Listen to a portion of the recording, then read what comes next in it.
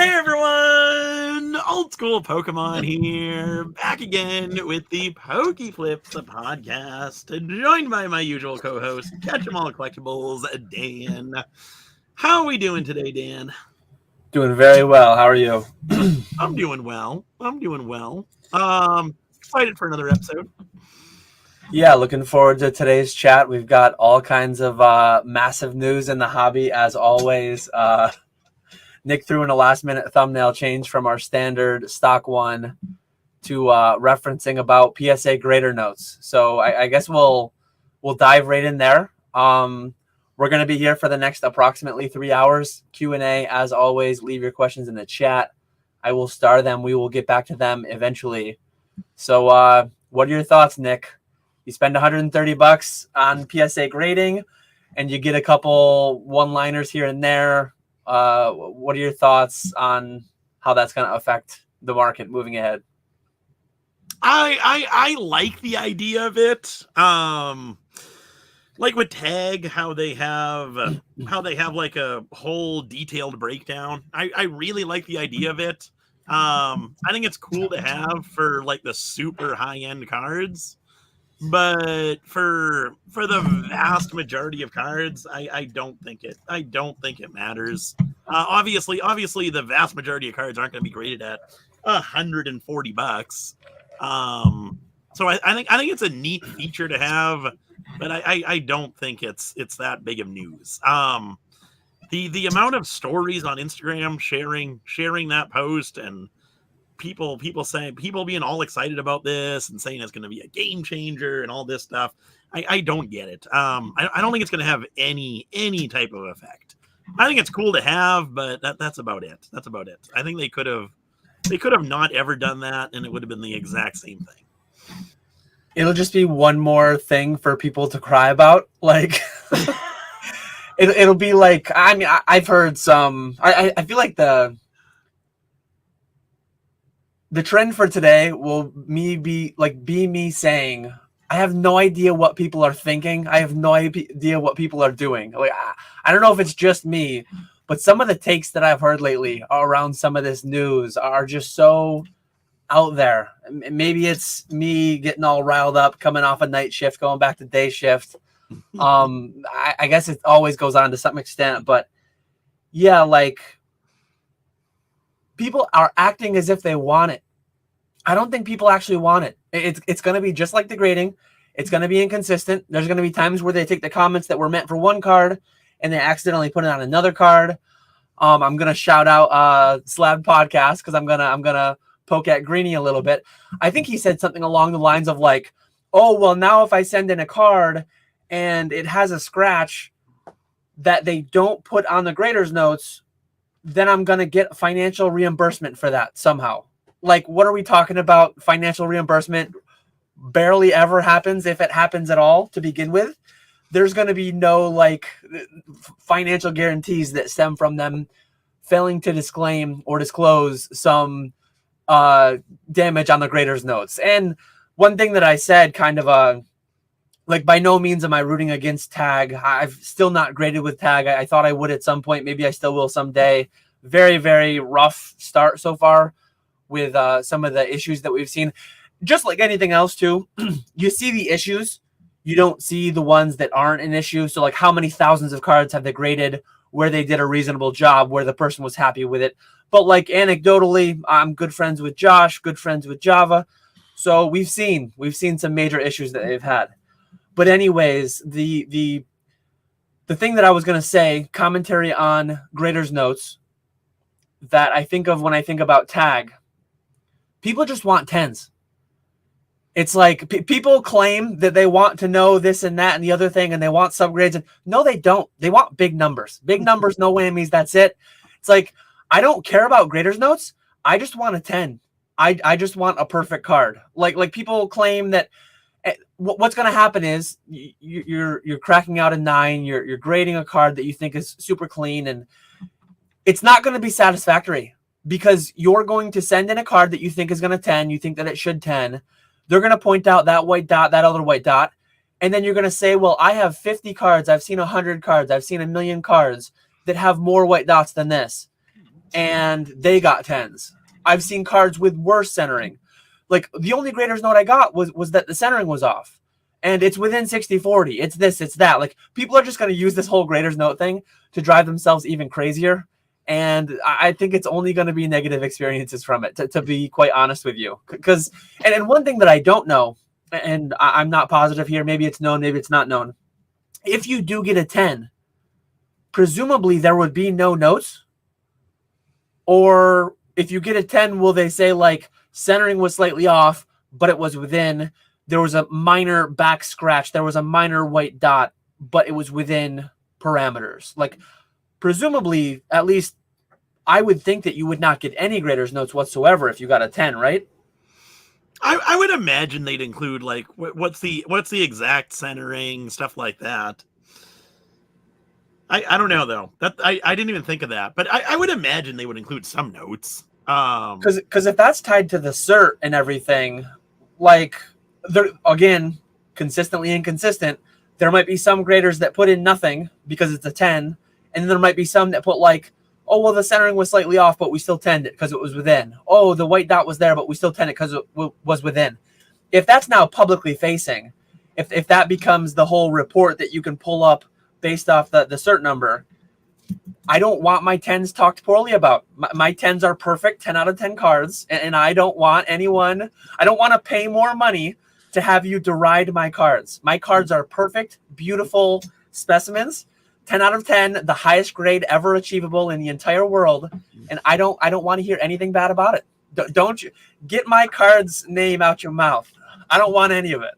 So if it gets a 9, I got scammed. PSA is a terrible company. BGS, CGC, like, I don't want. I just want the biggest number you have available, and end of transaction. That's all I want.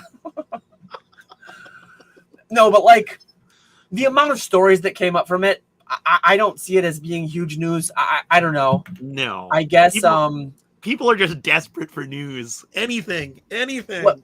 Like, my eyes are not amazing. But when I grade a WotC card, a lot of times what we do is we think of the worst 10s we've ever seen, and we think, well, my card is better than those, so it should 10. Every time I send a card and it comes back a 9, I've heard so many people, I have no idea whether it's got a 9. You're not being serious with yourself. Like there's a print line somewhere, there's a scratch somewhere, there's white dots somewhere. I understand if it's a magnitude thing. Like, I know what the issues are. I don't think they are of the magnitude to demote it to a 9. But you always know, so especially if we're talking WotC or Midair or this or that, like, there's silver edges, there's something going on there. And I don't need someone else to point it out to me. Like, I can see too. I have eyes too. The thing is the 9-10 chasm, the massive void that stands between 9 and 10. Well, when your card is in the middle, it's got to fall one way or the other. You're happy when it falls towards the 10. You're unhappy when it falls toward the 9. But you don't need it pointed out to you. I mean, most people this deep in that watch PokeFlipz, like, most of us should know how to pre-grade, and I just don't see any benefit out of it. I guess it's free information. They're including it at higher service levels. You're paying for that. If someone is doing more labor, you're paying for that through, instead of lowering the cost $5 per tier above 125, they just kept it the same price and added something. So, like, don't say that it's free, because we're paying for it. Absolutely.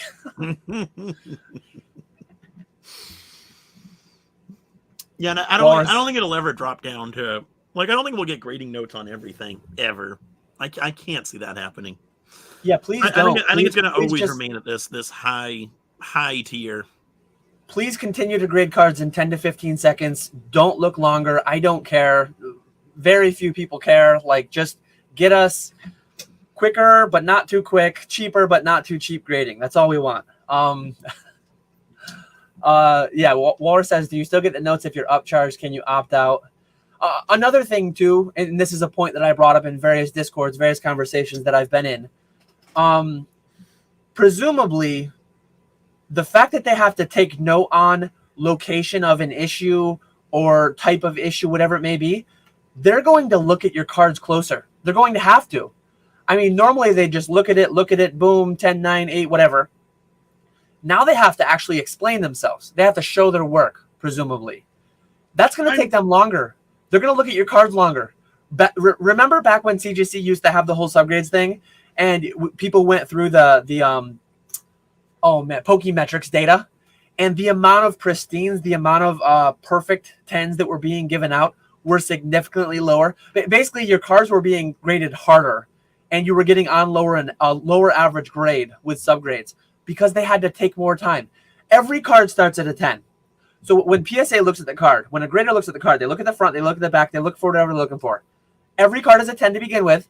They see a scratch, they see off center, they see whitening, they see a crease. Anything they see, the more they see, the more the grade goes down. But every card starts at a 10. The longer they look at your card, the more likely they are to find things. So just inherently, like if they are forced to look at your card longer, to describe what they're seeing more, the grade can only go down. I don't want graders' notes. I don't want them to look at my cards longer. That's where I come from on it. Like, I think they already look at cards longer with the higher tier. I don't know if they're going to spend any more time looking at it. I agree they look at the more expensive cards longer. I think they say they don't, though, which is weird to me. Like 100% do. I would rather have them say, yeah. Like, I think the way they come from it is 99% of their service is probably sub 125 per card. So they don't want to tell 99% of their customers, like, we give you a lesser service. I want to hear that, though. Like, yes, if I'm giving you 15 versus if I'm giving you 1,500, please, like please. You go to the car wash and you get the $7 one that has, like, they just spray, like, they spray water on it, no soap, no nothing. You got to pay like $25 to get like soap added and get the wheel cleaning and all the other stuff. Like, what kind of scam car wash are you going to? Obviously, being a little bit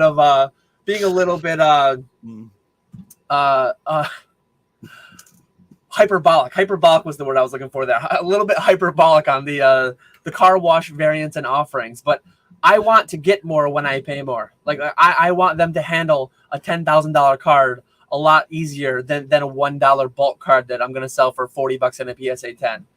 Like, I don't know. It, to me, all the stories, all of this, all of that, I don't see much out of it. Like, I guess if people are genuinely getting value from that, that's great. Like, I'm glad. I don't feel like I'm getting any value out of it. I don't really care or want it. And if people were true with themselves, they don't want it either. The majority of people don't want it either. Like people want those 10s. That's it. People are going to, you're going to see so many Instagram stories where high res front, high res back. This is a 9. I have a 10 that's worse. I saw a 10. It's going to all be this and that. The other thing, like I saw cards that were weaker with a higher grade, and the grader's notes like aren't going to fix that, aren't going to do anything. People look through at their cards through rose-colored lenses. Yeah, I agree there. Dan, oh wait, where'd it go? Dan thinks we won't notice if he leaves my name up because of PWCC's shill name. Oh man. Here we go. Oh wait, where'd it go? You got to give us the pronunciation. I don't. Pokemon. I can't read it. How is a 6-year-old kid supposed to pronounce these names? Let's hear it. Maybe I'm just bad with English, but I do not know how to say any of these new Pokemon names. I was actually talking to retro ones. Okie Doji, Okie Doji, something like that. I would say Okie Doggy, Okie Dogi, Doggy. Okie Dogi probably. But I forget. I was DMing with Retro, I think, and he said something about some new set that came out, and like the chase card, I think, is like an Okie Dogi, whatever it is. I had to Google it. I genuinely had to Google it to see if that was real. Walrus in the same spot as me. Like I'm not Pheasantipity, I believe is how you would say that one. But yeah, Pheasantipity, Okie Dogi. Okie dokie, good enough. I'm assuming it would be Okie Dogi because they're kind of going for the Okie Dokie, but I could see Okie Doggy too. I don't know. It's a weird name. Anything else to add on the graders notes? I'll see if we have any more relevant comments on that before we go to the next thing. No, I think we covered that. Yeah, with what you were saying about tag, I watched Josh's and oh god, Java. Java. Java. Yeah, I was completely blanking on his name. I watched both of their videos. I'm glad they made the situation right with Josh. I think they did. I think they did a really good job with Josh. But at the same time, I think they did a white glove service with his submission because they knew he was going to be making a follow-up video. But then Java did a really good video on cracking cards out, PSA, CDC, sending them into tag, and that was a really, really bad look for tag. I don't know. I did not like how high of grades he got with the cards that he submitted. It was a very small sample size. I think he did 10 or 20 cards, but it was not a good look for tag. Yeah, and I don't think the AI grading is accurate at all right now. I think they really need to fine tune their processes before they really start rolling things out. well, and the whole idea of it having been like a white glove treatment, that shouldn't even exist, right? Because it's a robot, because it's AI, whatever this whole thing theoretically is. It was concerning though. It was definitely concerning. One thing, like, I'm not coming from this angle. I don't think you're coming from this angle. I don't think Java or Josh are coming from this angle. Actually, I know Josh has mentioned this before, and I've mentioned it before. I tend to agree more with how CGC and BGS treat small surface imperfections. PSA is just like boom 6. Mm-hmm. So like literally at PSA, the 6 is adjacent to the 10 grade. Because if you have a Masaki card that is a beautiful, perfect gem mint specimen, 10 out of 10, and you just create that tiny, like one thing will just go straight to a 6. So that means the 6 is literally adjacent to the 10. Anyways, at CGC, BGS, depending on the depth of that impression, depending on the severity of it, you could get theoretically a 9 if everything else, 8, 7, 6, anywhere in that range, depending on how bad it was. So generally speaking, I agree with tag BGS CGC in that a very small, you can only notice it in the right light, imperfection should be able to get like an 8.5 or so, maybe a 9, depending on how faint. Like these things have very vast differences in how bad their eye appeal is and blah, blah, blah. So a lot of people come from it the angle that like, oh, what a joke. It's wrong. PSA would give this a lower number. Therefore, this company is trash. Like there's no scale that is just inherently correct or incorrect. It's just about applying your scale repeatably and consistently. And obviously, tag is not doing that either. I mean, theoretically, the whole premise of it, the whole idea of it, it's an infallible robot, essentially. We will, AGS talks about it too. We will grade your card 10 times over and it will get the same grade. Whereas at PSA, it might get a 10, 9, 8, 10, 9, 9, 8, 10, whatever. They're clearly failing on that very badly. At least, are these the only instances where it's happened? Are Josh's and Java's the exception? Or is it happening quite a bit? Java's was really concerning because it was there were several that were getting 9s and 10s, if I remember correctly, where you were actually seeing. I remember one. It was a Japanese card where on the back you actually had going between like the N and the little circle on the corner there. You could see on their, is it called a dig report? You could see the indent, and then it called it 1,000 out of 1,000 on surface. I've seen many Instagram stories where you see edge whitening, and they call it 1,000 out of 1,000 on edges. Like if you're grading on 1,000-point scale, 1,000-point scale, I mean, almost no one should ever get 1,000 out of 1,000 on anything. Like clearly, I want every company to succeed. Like I think there's. I've still not held one in hand, but like I think the case looks really cool. I mean, I like that about CGC too. I think there's potential demand for that, but yeah, they're just a long ways off from what I see. I actually, Walrus and I got to see one in person in Kansas City, and the slabs do look really, really nice.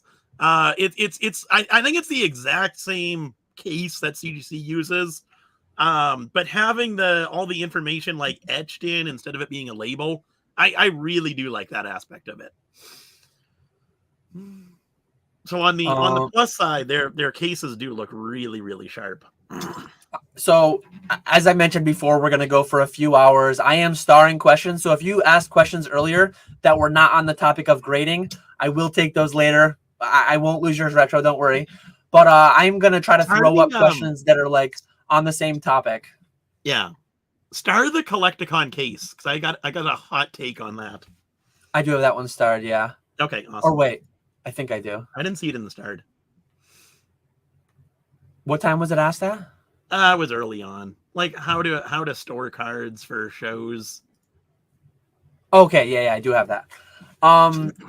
So OEAN or 0EAN. What's your thoughts on grading companies not picking up on polished hollows? Would you agree it's altering the card? Tag recently graded a card, its top score with a polished hollow. I think we've talked about this at length various different times. I will be very quick with it. The companies need to put out actual rules. Like it's been told that the rules are clear and obvious. So you should not have any questions because it's clear and obvious what's allowed and what's not allowed. That led to the whole infamous water is a chemical thing. My take is you should not add anything to a card that was not originally there when it was produced. That will remain. So if you use a little bit of water, if you use a little bit of a solvent that will evaporate, I think that's fair play. I'm not entirely sure, even though it's obvious. Supposedly, PSA does not want you using isopropyl alcohol, ethanol, anything like that, any kind of a solvent, even though water is a solvent that also it's clear and obvious, but I don't know because I'm dumb. And then you should also not remove anything that was there at production that was intended to be there. So that's my whole thing. Don't add anything that will stay that wasn't there when it was made. So don't add anything that will stay, and don't remove anything that was meant to be there. So if you get one of those corner flakes, we've all seen it. We've opened a pack. There's been a white dot on the corner. You brush it off. From like the corner rounding process, sometimes there's a little bit of extra material that's left there. You wipe that off. That is not altering a card. Maybe there's someone out there that thinks that's altering a card. If you get one of those flared corners from the card rounding thing, I think putting it inside of a card saver and kind of pushing down on that, getting it to flatten some, to me, that's fair game. Some people would call that card altering. To me, you're not adding, you're not removing, you're just kind of smoothing out, shaping what was intended to be there the way it was intended to be there. The second you start trimming off card, another thing, I had a live stream before where right on camera, little bit of controversy came of it. There was gunk on a card. I scraped gunk off a card. I basically turned like gunk on the edge of a card into whitening.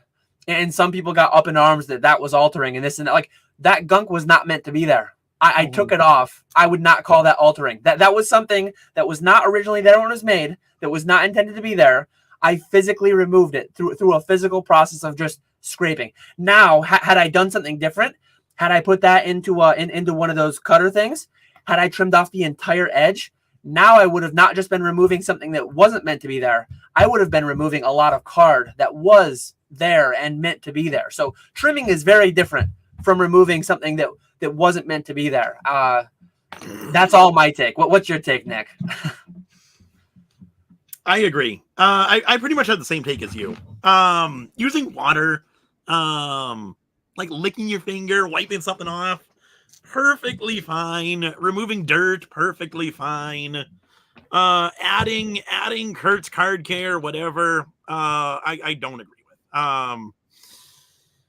I don't think that should be a thing. I think these grading companies really need to get better at detecting that type of stuff and catching that. Because right now it is a problem, and it's going to become a bigger problem as time goes on. We don't know the long-term effects of this stuff. In 20 years from now, is that PSA 10 that was clean with Kurt's card care just going to turn into an absolute mess because of the chemical reaction or whatever? I think it is going to become a really, really big issue. And I think it is deceitful for people to clean cards and not mention that it's cleaned. I think that is deceiving both PSA and your end consumer. So I don't think people should do that. Yeah, I fall in the same line on like I am anti Kurt's Card Care. I mean, I've heard people talk. Oh, I mean, Kurt himself, the guy that like created it, the guy that sells it, he said he's been using it for decades on thousands and thousands of cards. I've heard other people like as recently as these past few days, there are people that like openly use it after like, again, it's just so apparently it's clear and obvious what's allowed and what's not allowed, but there's really not much as far as policy goes. They're in a weird spot because they just don't have the ability to detect it. Apparently, I mean, a lot of times I'll find an analogy in like RuneScape. It's like RuneScape will ban certain types of activities, certain types of clients, certain types of interacting with the game, but a lot of they just don't have the ability to actually police it. So it's like an honor system. When there's money involved, there is no honor amongst a lot. Like 90+% of people will if they came out with a clear policy, even if they couldn't, even if they wouldn't be able to detect it, 90+% of people will, to their own detriment, follow that rule. But the rule does not exist. The rule is not very clear. And then the 10% of people who don't have as high of morals or who just don't give a shit and money is involved, they'll be to the advantage of that. I mean, you see it in RuneScape with botting and using certain clients and all different kinds of stuff. Like that's just the nature of society, humanity, capitalism, whatever you want to put it down to. Like that's just going to happen. If there's a way to game the system to make more money, it's going to happen. Unless you put a clear rule out there and punish the people who do it. If you can't detect it though, good luck. Good luck. I've not used Kurt's Card Care and I won't in the future because I know that they don't want to do it, but they're not helping themselves by having such an ambiguous policy of you can't use chemicals because that just doesn't mean anything. That's just so dumb. Yeah. Anyways, I've had that rant enough. I'm sure I'll have it many more times in the future. Oh, people are never going to let you live that one down. Let's see. So here's Retro. He's antsy to hear. Where do I go to be surrounded by hustlers and businesses taking this seriously? Invite me to the Pillar group chat, please. So, Nick, how does Retro get into this massive group text, Discord group, Facebook group, Instagram, whatever, wherever it all happens? One, how do I get in first? And two, where does it happen? Because Retro wants to know too. And then while you're at it too, like I guess Retro will ask you back. Let us know. Link us to this mystical oasis of Japanese sealed product that you're able to just get way below market. That's how you get in. I think Retro's buying at retail. All these Japanese boxes, and I'll let you into this secret Pillar group. He must be buying them at like 30,000 yen or something. He must be buying them at like MSRP. I don't know. He's got to have all the contacts. So if we share some secrets, you got to share some secrets too. Yes, that's what it is. Anything to or are you gonna hold all your secrets? Because I'll share some. I'm keeping my secrets held. One thing that I said this in a DM directly to Retro when we were talking last night. And I know he's not exactly trying to do this, but some people do. Like some people see, some people get weird about the whole like going to conventions and like people are friends with each other and they won't be friends with me, or I've never met a community. I've never met people so open and willing to just have people within their section, go out to dinners with people and stuff. And like, I don't understand that whole thing. Pokemon is so wide open, and the amount of people that go to these events and you rub elbows with Gem Mint Pokemon and Charlie Herlocker and a lot of the people that we've had on this podcast before. But all I'll say is like continual engagement. You cannot shortcut experience and time. Like Nick and I have been doing this 10 plus. I've been 10 years. Nick's been a little bit over 10 years, I believe. We were putting in the time. We were making the contacts. We were making connections on E4 back in 2014. And now to some extent, we engage through YouTube. We engage through in-person meetups at Collecticons, smaller conventions, worlds, all these different things. So it's just about like networking. It's just about time. You can't skip the time. You can't shortcut it. All the relationships with the pillars. I don't like the way. I guess I'm just in some areas where that word is used in certain ways that one, I don't consider myself a pillar in the meme way that's used, and I don't consider myself a pillar in the theoretical way that it could be used without the without all the sarcasm and stuff. But yeah, it's just engaging in positive ways in various areas, communities, Instagram, posting on Instagram, commenting, sharing, like just engage and make relationships. That's all you can do. And when you've done that for over a decade, you're bound to have more positive connections and relationships and this and that. And one thing I think you need to be careful of, and I've heard this criticism of it, where I used to work, I did not go through that program, thankfully, but I had some coworkers that went through it.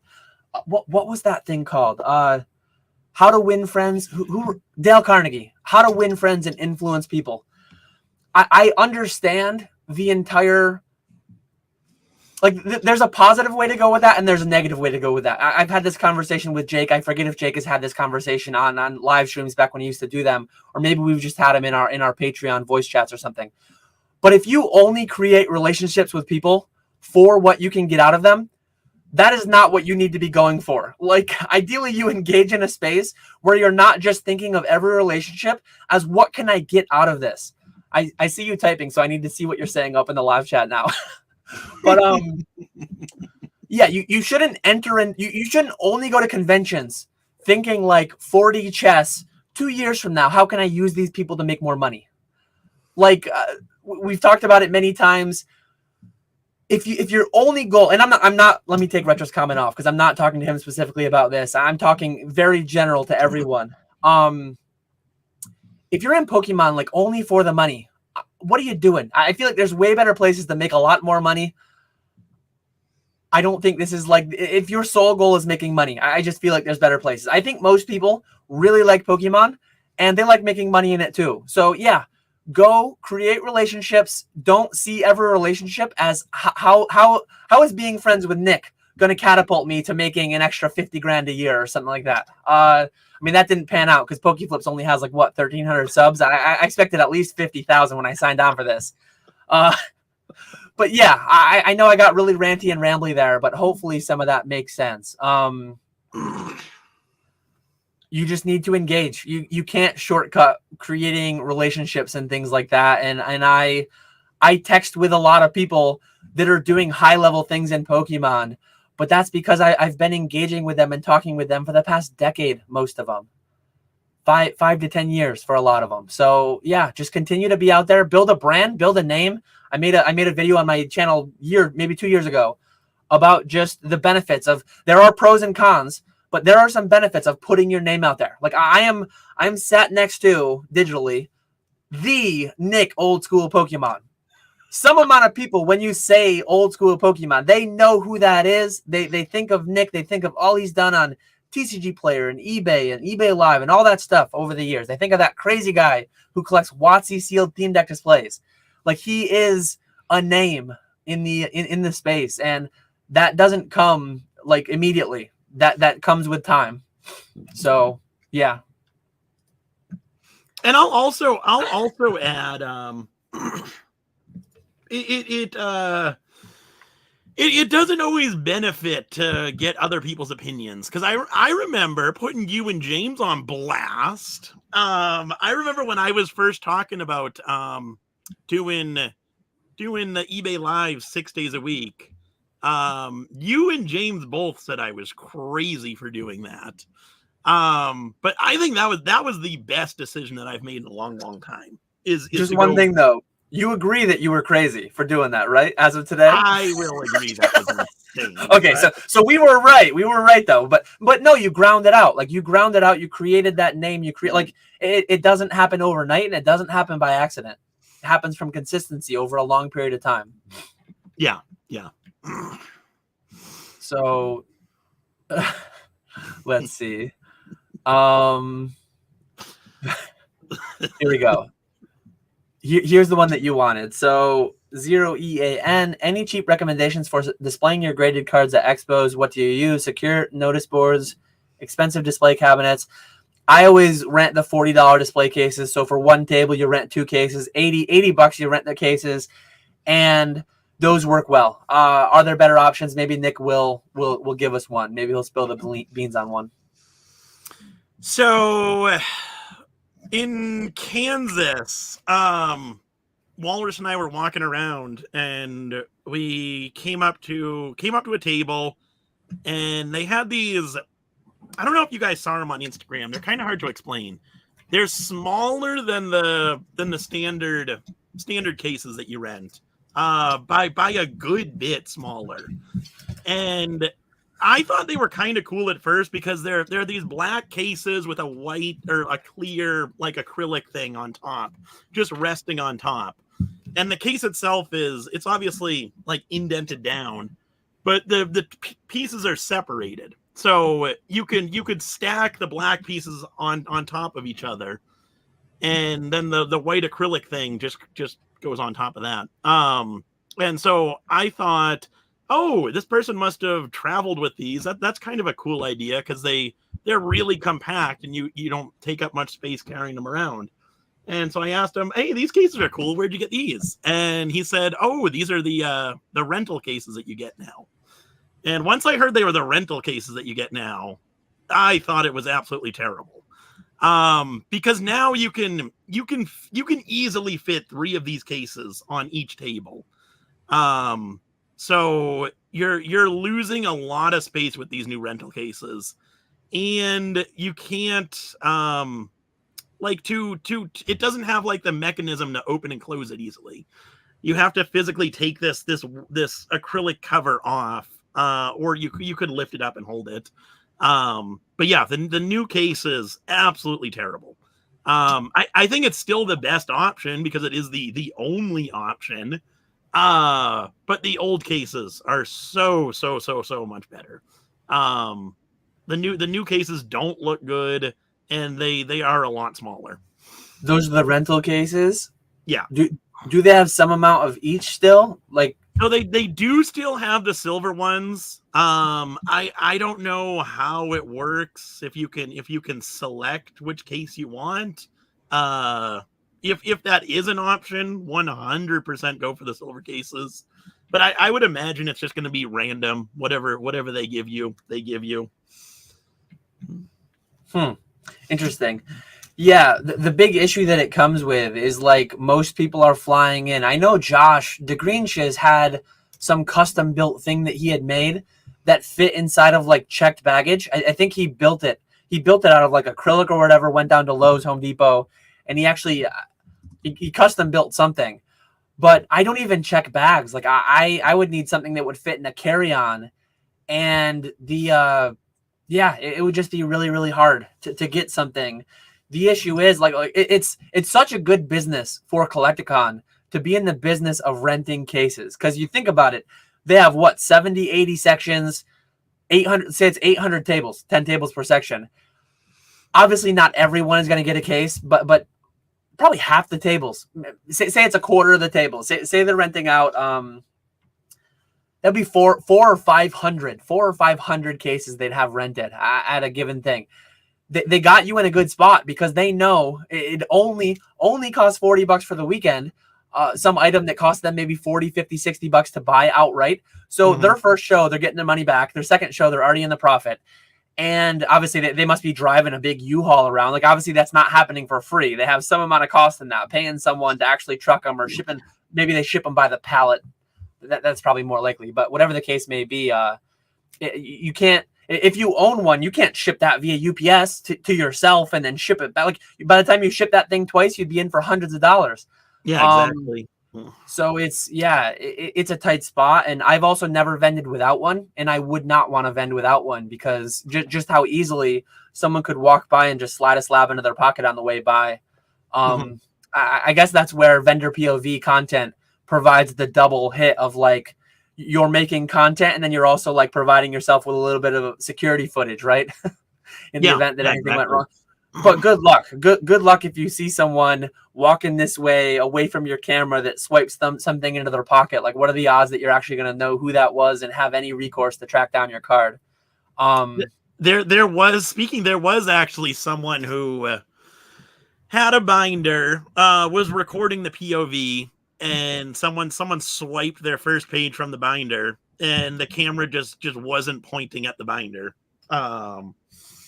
Yeah, like you can't cover everything, but I guess it does help in some cases. Yeah, and it might be a deterrent to some extent. Classic says Amazon jersey display cases are also only $40 to $50 and function the same way as expensive display cases. But then you run into the issue of like the size of those things. You're either paying the extra, and then you're having the extra hassle to pay for a checked bag if you wouldn't have otherwise, and it's just it's a difficult thing. And they know they've kind of got you. They know they've kind of got you, so it's a good business for them too. At some point, there would be a number that would be like, oh, well, I'm just going to figure something else out. But $40 falls within that, like, I'm just going to rent, well, $80, I guess. I'm just going to rent a table's worth of cases. What would the number be to where I would figure something else out? I don't really know. I guess I don't want to speculate. I don't want to tell them how much they could charge me. I'll get in trouble. I've seen this too before. Some people will just have like say the tables. A lot of them are like I think 30 inches by like 6 feet, or 30 inches by 2.5 by 4, 2.5 by 6. I've vended some shows where they're like some of my Stein shows where they're like 36 by 8 feet.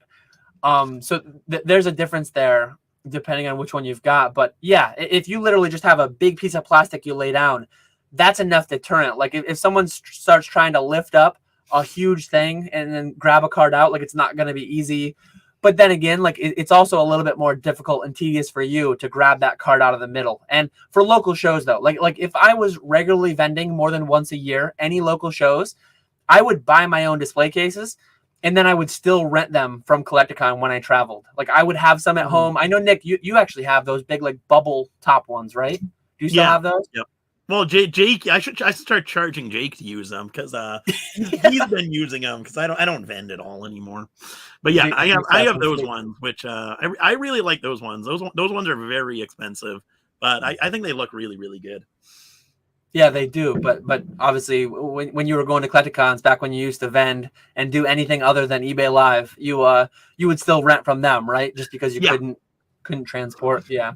You know, it still definitely does make sense to rent your cases. I shipped them down for the first Collecticon that I did. They didn't offer rental cases, and so I shipped 2 cases down.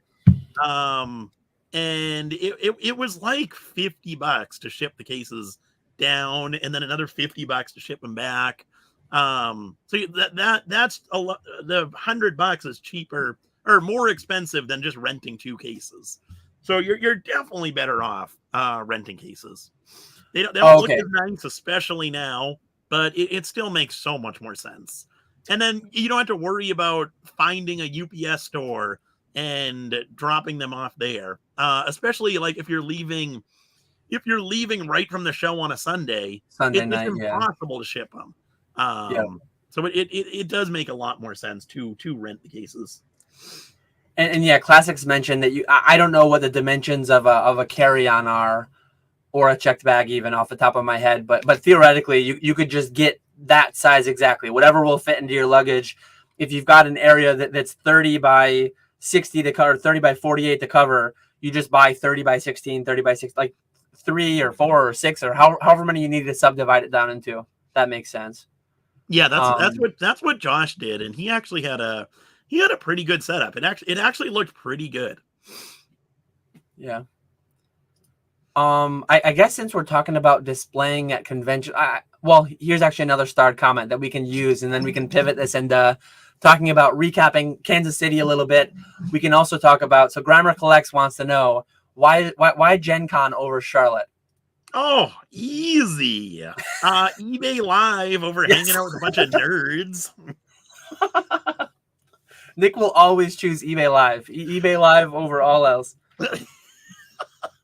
Yeah, so I did not even realize it. The eBay Live people reached out and said that there's some openings to stream from the eBay Live booth at Gen Con, and that's something that I've been wanting to do for I've been wanting to do some type of live eBay Live for the longest time. And so they reached out about that, and I said, absolutely, I'm in. And I was convinced it was Gen Con the first week in August and Charlotte the second weekend in August. And I actually messaged you saying I'm going to be going to Gen Con and then Charlotte. And you were the one who burst my bubble saying that they were the same weekend. And so then I was actually thinking, okay, I'll do Gen Con Friday and then go to Charlotte for Sunday, so I can at least be there for a part of the time. And so then that was my plan. And then the eBay Live people actually said I could do a Friday afternoon and Saturday afternoon show. And so I had to take that. And so that's when Charlotte just became out of the question, because that's way too much of a rush. Yeah, it's confirmed. Basic, no OSP in Charlotte. No. Classic says Nick isn't going to Charlotte. I feel cheated. This is the year I can actually go. Yep. Classic. We tried to get you to Kansas City, and you refused to go to Kansas City with us. I actually just booked sometime earlier this week, Tuesday maybe. I booked my hotel for Charlotte. I'm going with the recommended hotel. I always just it's so easy when it's like physically connected right across the street. I'm going to be there Thursday to Monday. I think there's going to be quite a bit of stuff going on. I know there's always talk of different dinners and this and that, and looking forward to it. I'm actually going to be, usually I'd shack up with Nick. Usually Nick and I'd split a room, make the cost in half for the hotel, but I'm going to be shacking up with our own array of shining cards and collectibles. So looking forward to that. Nice. Charlotte is indeed going to be hyped, Java.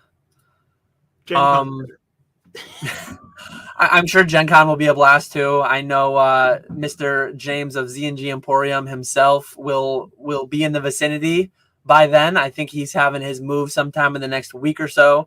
So good luck to you with that, James. Hope that all goes smoothly for you. And then sometime in July, I think he'll be ramping the business back up. So yeah, we are fully caught up with all my starred messages. So if you have any questions, feel free to shoot them in. We will. We currently have no backlog for that. But do you wanna cover? I mean, you let us know that Classics didn't meet up with you there at Kansas City, but who was at Kansas City? How did it go? Did you get any good big buys? Any good big relationships? Any good connections made? So Kansas was very. It was a strange Collecticon. I went into Kansas kind of listening to what Ray had said, because Ray had vended last Kansas City, and he was saying it was pretty slow. So I kind of went into Kansas City thinking that, especially because you had Card Party the weekend before, Kansas City the last weekend, and then Dallas Collecticon 2 weeks from now. So I went into thinking me. So it was me, Walrus, and Benji, Hoot TCG, who kind of went together, and I went into it thinking it was going to be just us three walking around being the buyers, not a single other buyer. But I was actually shocked. Saturday, the show was absolutely packed. It was like a typical Collecticon. There was a ton of people there. Luckily we got VIP passes, so the first 2 hours were nice because you were able to walk around and see stuff and not have to wait in line to actually go up to a table. But by like 11 or 12, it was packed in there. you could not easily go up to a table and look at stuff. So I was really surprised by that. And then Sunday, which is the typical slower day at the conventions, it was really, really slow, like slower than a normal Sunday. So Saturday was definitely the better day for vendors. Sunday was the better day to walk around and see stuff, because it was really, really slow on Sunday. But yeah, I was so I had flown from Dallas to Kansas City because I bought a really nice WotC collection in Dallas. So coming from Dallas to Kansas City, I was exclusively focused, or not almost exclusively. I bought a little bit of WotC, but I was primarily focused on modern stuff. Mainly like $5 to $20 modern singles. And I was able to pick up a ton of modern, which was really, really nice. I didn't get any like really stellar deals. Both Saturday and Sunday, I was paying. So like on like better stuff that I'm gonna get closer to market for, I was paying like 80%, and then like cheaper singles, $5-ish singles that that I'm gonna sell for a little bit over market. I was paying 85-90% on that stuff. So it was not a good show for me in terms of getting like really good deals, which I was kind of surprised by. Not many of the vendors wanted to work with me on pricing. But yeah, overall it was a really good show for buying. I was glad I went. I don't think I would necessarily do Kansas City again. I think it's a location that you Dan should check out. Since you want to tick off all the Collecticons. But yeah, I don't know if I would recommend it as a really good location. If you're close, it's fine. It's a normal Collecticon. But if you're traveling, I wouldn't say it's worth it. Kansas City itself, if anyone lives in Kansas City, let me know what's up with the city, because it's a super, super weird city. It's like an actual city. You got all the buildings. There's a train that goes different places, a bunch of restaurants, stuff to do there. But when we were walking around outside, and this is like at noon on a Saturday, or like early evening on the weekend, and it was a ghost town. There was nobody walking around. There's nobody driving on the roads. But then when you actually get to like restaurants and stuff, there's a bunch of people there. But I don't know where everyone was. It was so strange. Sounds nice. Sounds like some nice peace and quiet. I mean, I don't like cities because there's too many damn people. But I had to highlight Walrus's comment. It's crazy watching Nick drop that. Do you know who I am? When people wanted full sticker. I was going to ask about that too. Elite said, don't get anything besides the barbecue. How was the food? Did you have any good barbecue? That was another bone of contention there. Uh-oh. There were a few local people that we talked to, and every single one of them recommended this place called Q39 for the best barbecue. And it was obviously a really good place because we made reservations. It was me, Walrus, Benji, and then the Collectible Tags crew. So there was 4 of them. So there was 6 people total. So it was kind of a bigger group. But the Collectible Tags group had made reservations for like, I think it was like 8 or 8:15. And we still ended up having to wait. We didn't get seated. It was like 9 by the time we got seated. And when we got seated, 9:00 at night, the place is still packed. So it was obviously a good place. Oh, dang it. My math is off. 7. My bad, Grinder. So it was obviously a really good place. But I was not a fan. I was not a fan whatsoever. I think I have a barbecue place the next town over from me, and I think that place is way better than what's that one called? I want to get some metrics. I want to get some Google reviews I'm pulling up. What's the one near me is called Jay's Smokehouse or something like that. But the Kansas City is Q39, and yeah, I was not a fan whatsoever. But everyone in Kansas City recommended it. Well, I will say Q39 Midtown and Q39 South both have 4.7 stars with over 10,000 reviews. Yeah, I don't know. I don't know what it was. It was such a like the we got wings in the beginning. We got wings to start. The wings were actually really, really good. I will say that. They're called best wings on the planet on the menu. Were they the best on the planet? Were they close? I don't think they were the best on the planet. No. They set themselves up there for high expectations.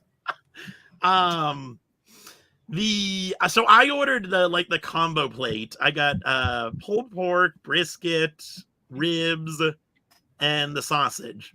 The sausage, I will say, was really, really good. I would definitely recommend the sausage. The pulled pork was decent. It's kind of hard to screw up pulled pork. The brisket was dry, so that was no good. And then the ribs were decent too. I'll give the ribs a pass as well. But then for my side, I got baked beans, which the baked beans did not taste very good. And then I also got the mac and cheese, which the mac and cheese was it was like watery. Would not recommend as well. I did hear Elite only tell people to get the burnt ends. I was so bummed that you couldn't get the burnt ends on like the combination plate. You had to get it as like they had the burnt ends on like a sandwich or like as a separate meal. You couldn't order that on the combination plate. But I did hear the burnt ends were really good there, but I was not able to try those. I mean, you would have to just order an entire. I mean, you're at a convention, the money's flowing. You order the second meal and you get the burnt ends. When in Rome, right? When in Kansas City, you get the Kansas City burnt ends. No, I actually do. Like someday, long enough timeline, I'm sure Kansas City Collecticon will time well for me. I do intend to do it at some point. Whether I'm vending, buying, I have no idea. But I'll have to remember this. I couldn't find your local barbecue place. I was gonna see what the reviews compared, but yeah, I don't know. I'm gonna have to go and test it myself. I guess I'll have to give it a try and report back in a year or 2 or 3 or some point down the line. Yes. We did do a pizza. I forget the name of the pizza place we did, but we did a pizza place Saturday night, and that was actually really good. That was probably the best meal that we had, I would say. Java says, I got to go to a Texas con for some Terry Blacks. Looks so amazing every time I see it. I was not overly impressed. Like, it was fine. Quoting my wife, she said, my brisket's better. We went to Pecan Lodge. Pecan Lodge had better brisket than, Pecan Lodge was Dallas. Houston, though. So Houston, we went to a place called J Bar M. That's probably the best brisket I ever had. Some of these things, though, like we talk about nuance, we talk about consistency, we talk about these things with grading companies. PSA is on some days, PSA is off some days. CGC, BGS, Pokemon is on some sets, print quality. Some sets they're off. Some sets you're talking 30% PSA 10 rates. Some sets, some cards you're talking 95% PSA 10 rates. So just not surprisingly, just like all these companies in our industry, if we want to tie it back into Pokemon. Food service establishments will have days on and days off, and there will be certain days that the brisket just doesn't hit. Like I will say, I've not made hundreds of briskets, but I've made dozens and dozens of briskets. Sometimes you do everything the same exact way, as far as you can tell, and they just don't hit the same exact way. And I have some local spots near me. You go and there's a place near me that has really, really good smoked wings, but sometimes they're just not the same. Like. I will say that like barbecue in general, smoking in general, it's harder to hit as consistently. Like you got to think about the wood. You got to think about all the different things that go into it. It's harder to hit that consistently. than it is to like on a pizza, on a just frying a chicken wing. Like there's more moving parts with barbecue, I guess. There's more things that you've got to hit right to make it come out good. So yeah, I'm getting hungry though. All this food talk. Let's see if we can. And obviously, tastes are very subjective. Basic also not a big fan of Terry Black's, but I went. I would steer you towards Pecan Lodge if you're in Dallas, and I would steer you towards J Bar M if you're in Houston. But those were my one-off experience. I've eaten at every one exact time, so I can't say that I can't say anything definitive. One thing I was going to ask too, was it Missouri or Kansas? Kansas City. It was Kansas City, Missouri. Okay, I mean it's essentially the same city. It's just like it's right on the border, so it's kind of like there's a Kansas City, Kansas, and then I pulled it up on Google, 3 miles away. So it's the same city. It's just like straddling a state boundary. Yeah. So I actually went. I need to look back. I played racquetball in Kansas City. I think we were on the Missouri side as well. I can't think though if we went. We were college degenerates. We would hit up. Like I was probably going to like Sonic and whatever their local fast food joints were. I was probably hitting those up. I can't think if I had any barbecue when I went. That would have been 15 years ago now probably. But I don't think I hit up any barbecue. I'm a big fan of barbecue, obviously, and Kansas City style, like that thick like sweeter barbecue sauce style. I'm a big fan of Carolina, the more vinegary stuff, but I'm also a big fan of the Kansas City, Texas style, all the style. I'm good with it all. It can be done well in all of them. So I definitely got to get there and try a bunch of barbecue at some point. But anyways, let me see what we can do to get us off all this food chat. I literally ate lunch like 15 minutes before I started this up, but let's see. I don't think we have any other questions that came in. In college, they used to call him White Castle Dan. So Metazoo. Metazoo is a topic that I had written down. Oh, I know. Bust out the red lights. I might have to go red light on this one. You can barely see my lights, but where do I begin? So Metazoo, for anyone who doesn't know, actually, I need to pull up my calendar, my Google Calendar. I'm gonna do it right now because it is the time. I think I won this bet. I definitely won. So on July 15th, I had a calendar notification set to go off. I'm using this time to wipe it away. This is my thing. I'm doing it in advance, but I'm gonna leave a little trail off at the end because we don't know what the future is. So I said that Metazoo would outlive Lorcana in one area, and I apologize for that. I also made a bet with Nick 2 years ago. I don't think there was. I actually tried finding the clip.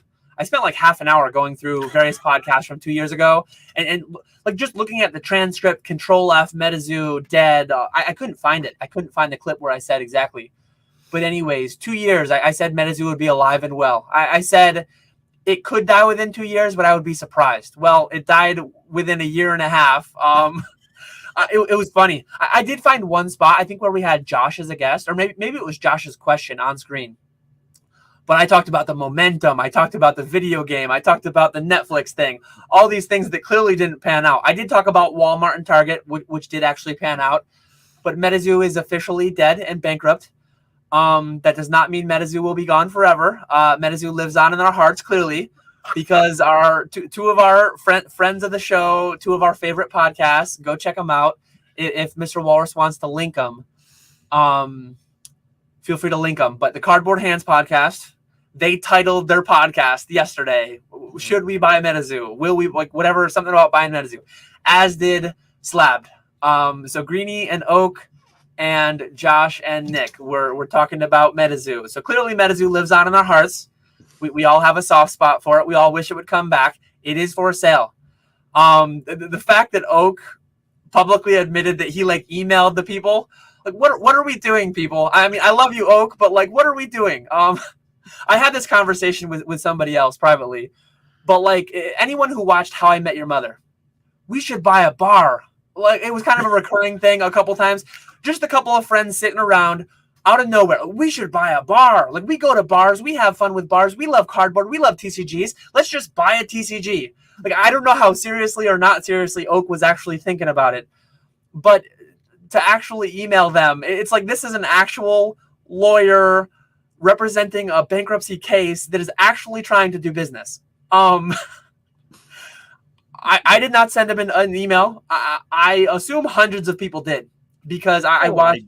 Sure. Shout out Nick Strength and Pokemon. He's made a lot of Metazoo content over the years, and he's been making more again since the whole bankruptcy thing. He said that he got a reply from his email that he sent, and they want him to sign an NDA before they disclose what exactly he'd be buying.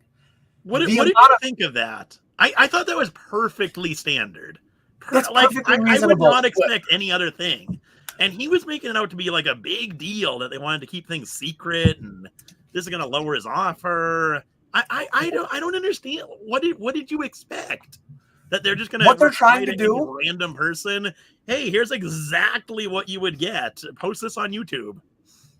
There's a professional company out there representing a bankruptcy. And no, mind you, I'm talking about, I'm going to get some pushback on Metazoo being a professional company. I'm talking about the lawyer firm, the attorney firm that is representing Metazoo in their bankruptcy. They're a professional company trying to conduct business, and they have a bunch of, like, I don't know if people have ever heard the saying, like, tire kickers, people that just waste your time asking all these questions, asking for pictures, asking for this and that. I think the analogy comes, or the saying comes from, like, people, you post a used car on Facebook or try to sell it privately, Craigslist. People will just come, kick the tires, they'll waste your time, they'll talk about it, and they won't ever buy. Like, they're not serious buyers.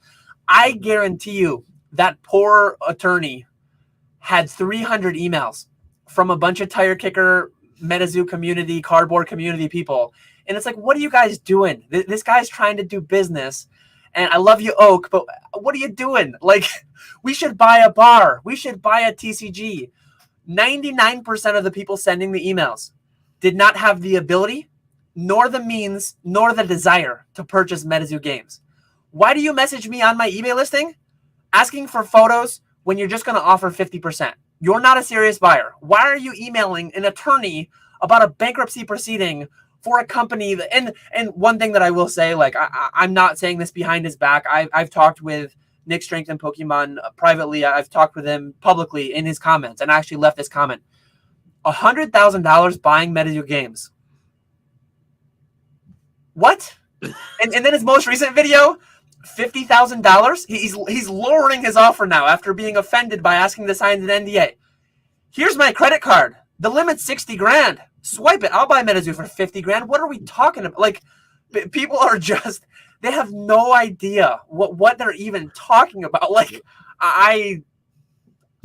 it's so weird to me. So, like, a lot of what goes on in, I guess a lot of what goes on in the world, in society, people in, like, there's a lot of, and I'm a weird person too. I'm not saying I'm not, but Metazoo had a lot of weird stuff about it. Some of its community had some weird stuff going on. Some of, like, the amount of, I can't imagine the emails that guy got. And for one, you should have to show, and I think that was part of it too, you should have to show that you have money. Like, if you're going to make a 50K offer, a 100K offer, you should have to show liquid capital reflecting that. Like people will just throw out numbers and then, oh, can I pay on payday? I just got one yesterday. I just got one yesterday. It's like an auction that ended a week ago, whenever it was, and it was $10. And yeah, that's the worst part. It's like a $5. What in the hell are we doing? Like, this is an actual business transaction that is attempting to take place. Please don't just muddy up the, like, this is not eBay messages. I hate the way eBay does the whole message thing, making it feel like a text message. I think that's a lot of why, but it just blows my mind. It blows my mind. Yeah, I don't know. Gotta milk it for views while you still can. I guess that's absolutely part of it. Shame on you, Pokemon podcast, that put Metazoo in your title. Talking, like, what are we doing? I don't know. The whole thing is just, I genuinely enjoyed Metazoo. Theoretically, under the right circumstances, with the right people, theoretically, I might have some amount of interest in Metazoo. I did not email that email address. I'm not going to buy Metazoo outright solely, individually me. Like, what are we doing if we're emailing that email address? What are we doing if we're talking about bidding $50,000 on it? What are we doing? Oh, man. Yeah, I don't get that $100,000 thing. I don't think Metazoo's worth much, but definitely over 100,000. I don't think it'll be $1 million or $500,000, but I think it'll be a couple 100,000. There's so many people that have 100,000 is a lot of money, but there's so many people that have that much money in cards that would pay that. I don't think that's remotely close to what it'll sell for. There's so many people that don't have 5 to 10% of that liquid that emailed that poor guy. Like, what are we doing, people? Come on. They're trying to conduct business. Stay out while they're trying to conduct business. Yeah. Basic. What's the lowest you'll take? Yeah, I love that one.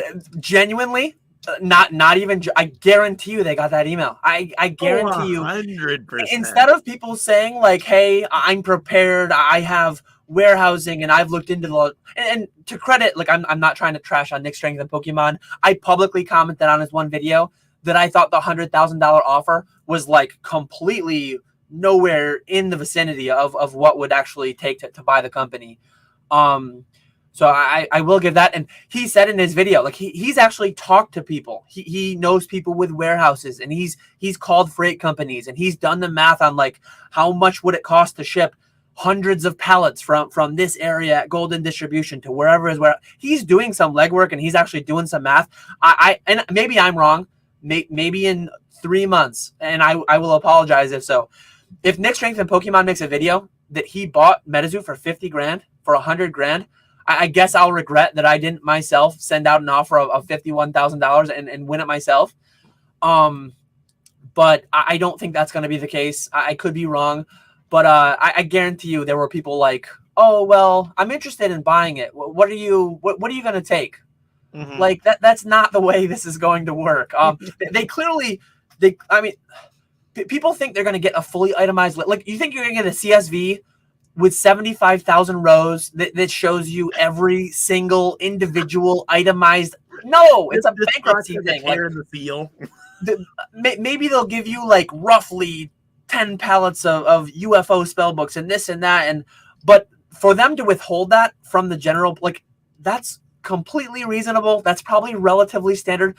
One thing that he had issues with, and I publicly commented this too. This is not me talking behind his back. He had issues with the word like as is. Mm-hmm. As is, where is. Like that's standard talk. Like all the listings that I make basically say like as is, as photographed. You're gonna get what you see. Like as is. There was another term too that I can't remember, but it just felt like standard boilerplate, like shedding liability. I'm gonna go find my comment right now so I can remember what the other one was, but I imagine they had 100 of tire kickers sending them an email. LOL. It's not surprising they went this route. Oh, substantially all. Like when they say substantially all of Metazoo's assets, they're not going to say we are going to deliver to you 100.00% of Metazoo's assets, because then you could like sue them or something. You could try to seek damages if you find out that one box fell off of the pallet when you were getting delivery and you. So when they say substantially all, when they say as is, where, like those are just standard terms that they use to like kind of limit their liability to some extent. You're not, and I could almost say theoretically it did go through for 50 grand, whether it was Nick Strength and Pokemon or whoever else. I got 500 pallets, and pallet 37 had a squished spellbook case in the middle. Like, no, there's no returns, there's no refunds, there's no buyer protection. You do your own due diligence. Like, this is not an eBay transaction for a $50 card. You don't. What are we doing? Like, oh, I don't know. I don't know. We'll see. I would not be overly surprised if Metazoo were to be purchased and were to come back in some way. Retro, actually, I just listened to Cardboard Hands this morning. I think he estimated $500,000 for it being purchased at. And Josh that's was a reasonable amount. Yeah, Josh was like maybe he watched Nick Strength and Pokemon videos and he was in line with the 50 to 100K. Like, I think that's insane because I wouldn't do, like, I say it jokingly that I would swipe my credit card if it was 50 grand. I would need to have conversations with people. I would need to have a plan because they owe Shopify 150 grand. Just to get the product from Golden, I think you need to pay $60,000 or so in accrued storage fees. But yeah, we don't need to dissect the whole thing. I think there's like a few $1 million worth of retail value. So that's like $140 booster boxes, $50 spell books. Obviously, it's not worth that. Mm-hmm. But to think that someone's going to buy this for 50 or 100 grand, I don't think they'd go through the trouble of any of it. I don't think Aoki or Waddell, they both own about 45% of it. Mike slightly more, Aoki slightly less. I don't think they're going to want to check for 20 grand. Like, mm-hmm. I think both their checks, both of their portions will be 6 figures worth. I think this would go for the 6 figures somewhere. I have no idea. I don't have the means to buy that wholly by any means. If it's 50 grand, I have the means to buy it wholly. I could pay Golden, and then I would have 500 pallets left in the street in front of Golden. I don't know that I have the liquid capital to both buy Metazoo for 50 grand and pay the storage fees, and then it would probably be $100,000 to ship the stuff to me. That would be, we're talking several tractor trailers, a dozen tractor trailers or dozens of tractor trailers full. Mm-hmm. And I don't have the space for that.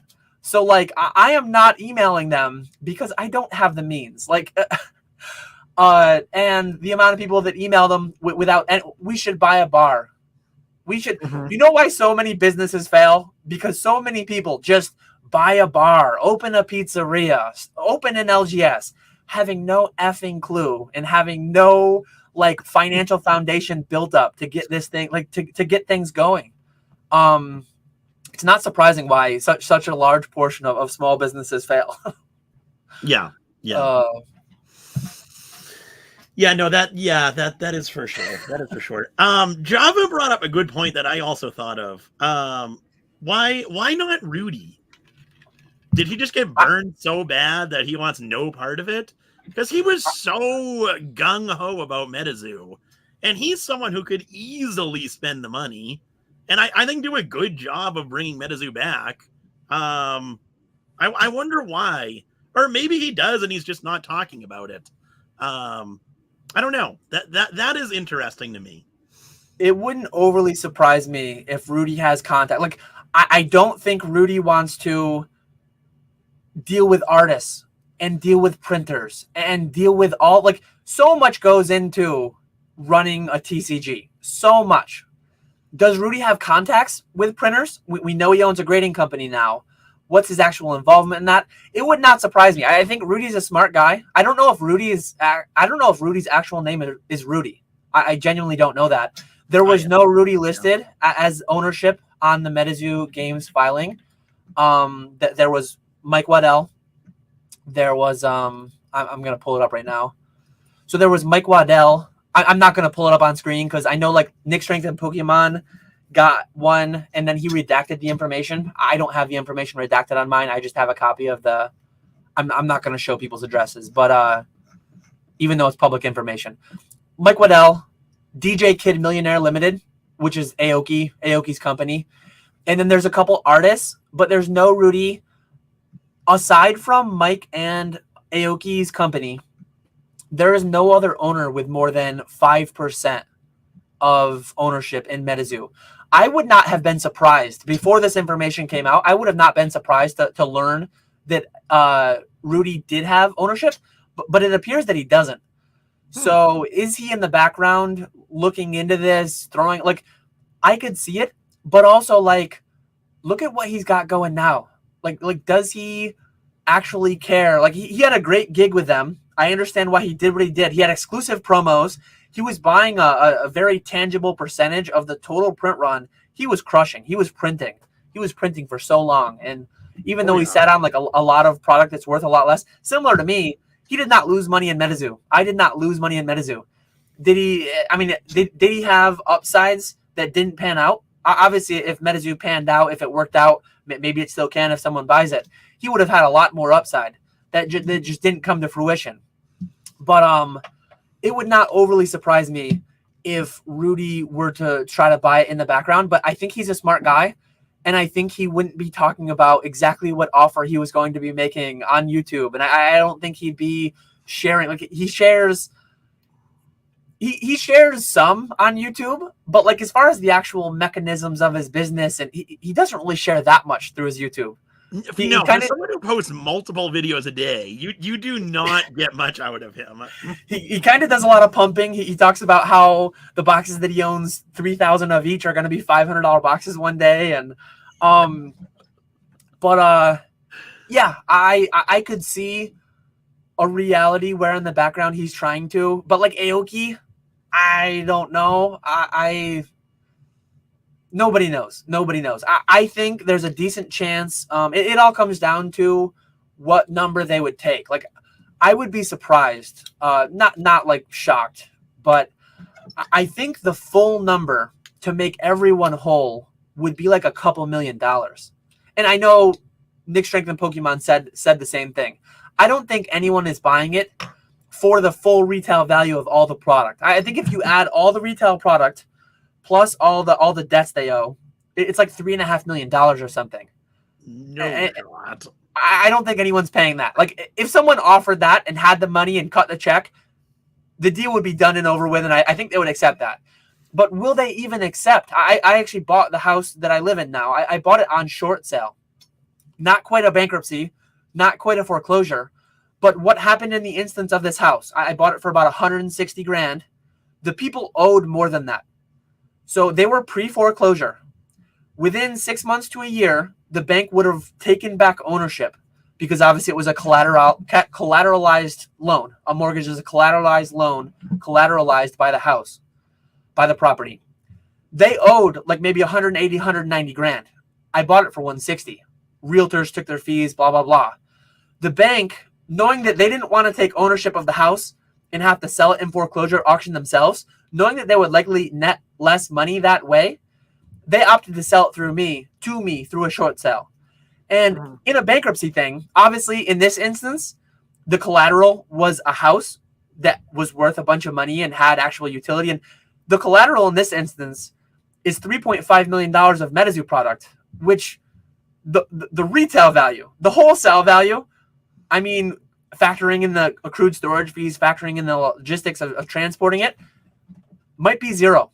It might effectively be zero to anybody. Because it's like, if the hurdle is you have to pay many hundreds of thousands of dollars to buy Metazoo, and then you have to pay $60,000 in accrued storage fees, and then you have to pay $250,000 getting it somewhere, and then you have to store it, insure it, protect it, whatever, and then you have to have an army of people to fulfill, and if you're going to start selling it, like, it might just come where nobody ends up buying it.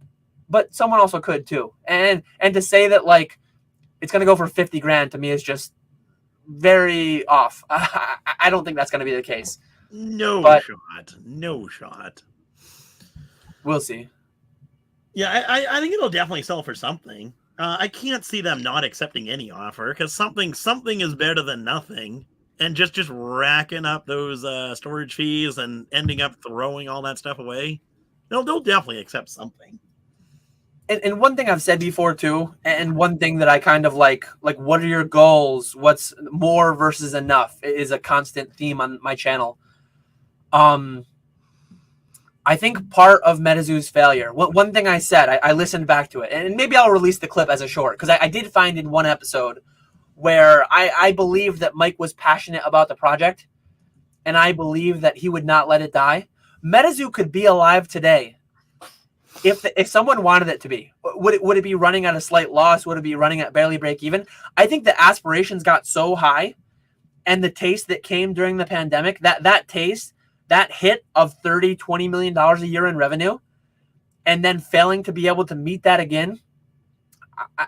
And I've heard these rumors and I've heard these stories of like Lamborghinis and fancy vacations and fancy houses. I don't know if any of that's real or not, but I could see where they only wanted it if it hit this certain growth potential, and the fact that it's not doing 50 million a year in revenue now is a failure for them. So one thing that Metazoo was constantly like, and some of it maybe justly because Mike was talking about the Charizard and the Blastoise and this and that and taking out down Pokemon.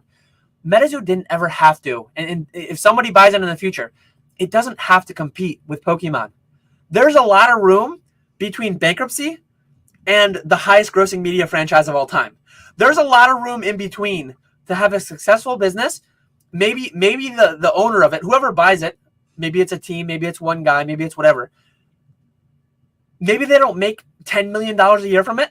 Maybe they only make $100,000 a year. Maybe they only make a couple $100,000 a year. Maybe they break even for the next few years. Like there are so many areas in that range where like a successful business, a successful TCG that launches a few sets a year, like you could exist and be smaller than Pokemon. I feel like it always needs to be black or white. It always needs to be 0 or 1. There's no in between. There's no gray area. Like it needs to either beat Pokemon. Same with tag. Like a lot of people just get so butthurt, and a lot of people get so like, well, PSA is number 1 and they're never going to be, so they're a joke and they don't matter. They don't have to be number 1. There's a lot of room where they could be a successful company and grade less. Like instead of 1 million cards a month, they could grade 10,000 or 100,000 or whatever. And that could be fine. Like that could just be fine. I don't know. I know with like publicly graded companies and this and that, eternal growth is just demanded from the investors. But depending on who and how the ownership is, like we'll see. We'll see, I guess. But yeah, do I have insight into why individuals who I've never met will likely never meet? I don't know at all, aside from the one character that the one guy plays on YouTube. I have no idea if or why or will Aoki or Rudy try to keep the game alive. We'll see, I guess, though. If I could see arguments for them doing it, and I could see arguments for them not doing it. Yeah, I can see that. Or yeah, Aoki, I don't think. He seems to be out of cards now that the boom is over. Did you finally watch the Golden Show? You probably saw the clip where the slime ball consigner. I forget his name. It's the one that if you didn't know he was from New Jersey, you could tell he's from New Jersey. He looks like he's from New Jersey. But he was saying how they got some Metazoo stuff signed by the artists, and he was talking how, oh, this stuff is so cool. Metazoo's a new TCG. It could become bigger than Magic, Pokemon, Yu-Gi-Oh! One of these days. And here the show comes out like a month after Metazoo announces they closed. I've not yet watched it, but this is one of those things. Like Metazoo Outliving Lorcana was the most outlandish, dusted take even at that time. I mean, I'm sure back when Dragon Ball Super was like hyped, like once something happens, it's obvious. Like obviously 90+% of people hated Metazoo, wanted it to die. Now they can victory lap. They can say how obvious it was, how right they were. There's an alternate reality where Metazoo could have existed today. Obviously, we're not living in that one. So yes, I was wrong. That whole Happy Gilmore scene that I played off in my Metazoo live stream, that was a fun live stream. That live stream the week that Metazoo died. I might need to do a solely Metazoo live stream again at some point. We'll see though. Here we go. Do you think Metazoo would still be alive if Dan was this passionate about it when it was around instead of a YouTuber trying to buy it?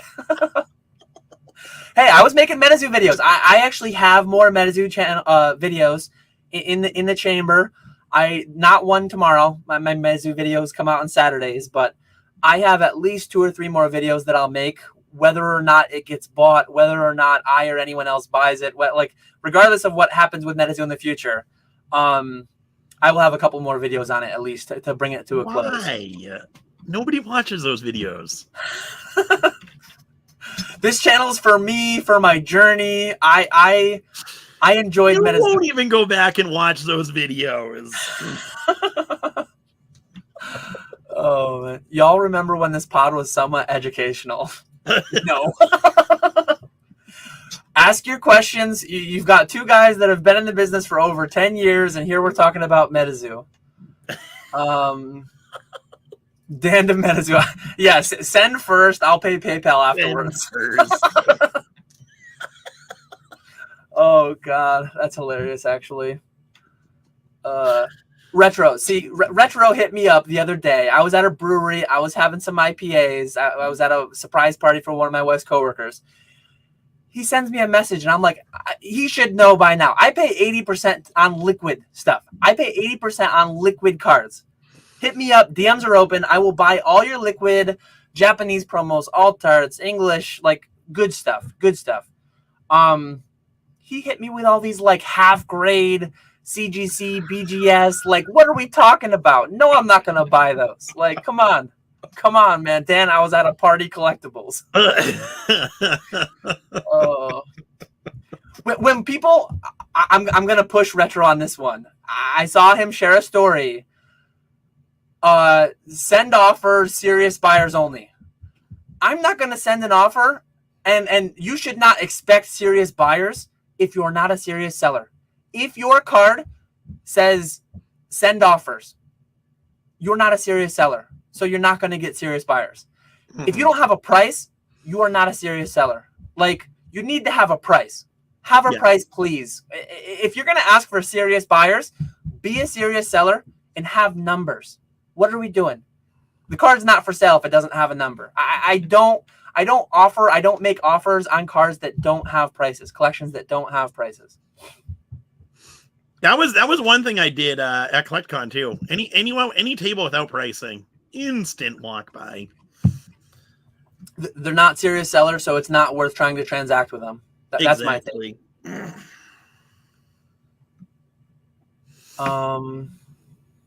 Let's see. I got behind in chat for a while because I was going off there for a little bit, but all Nick can think about is money, and I respect that.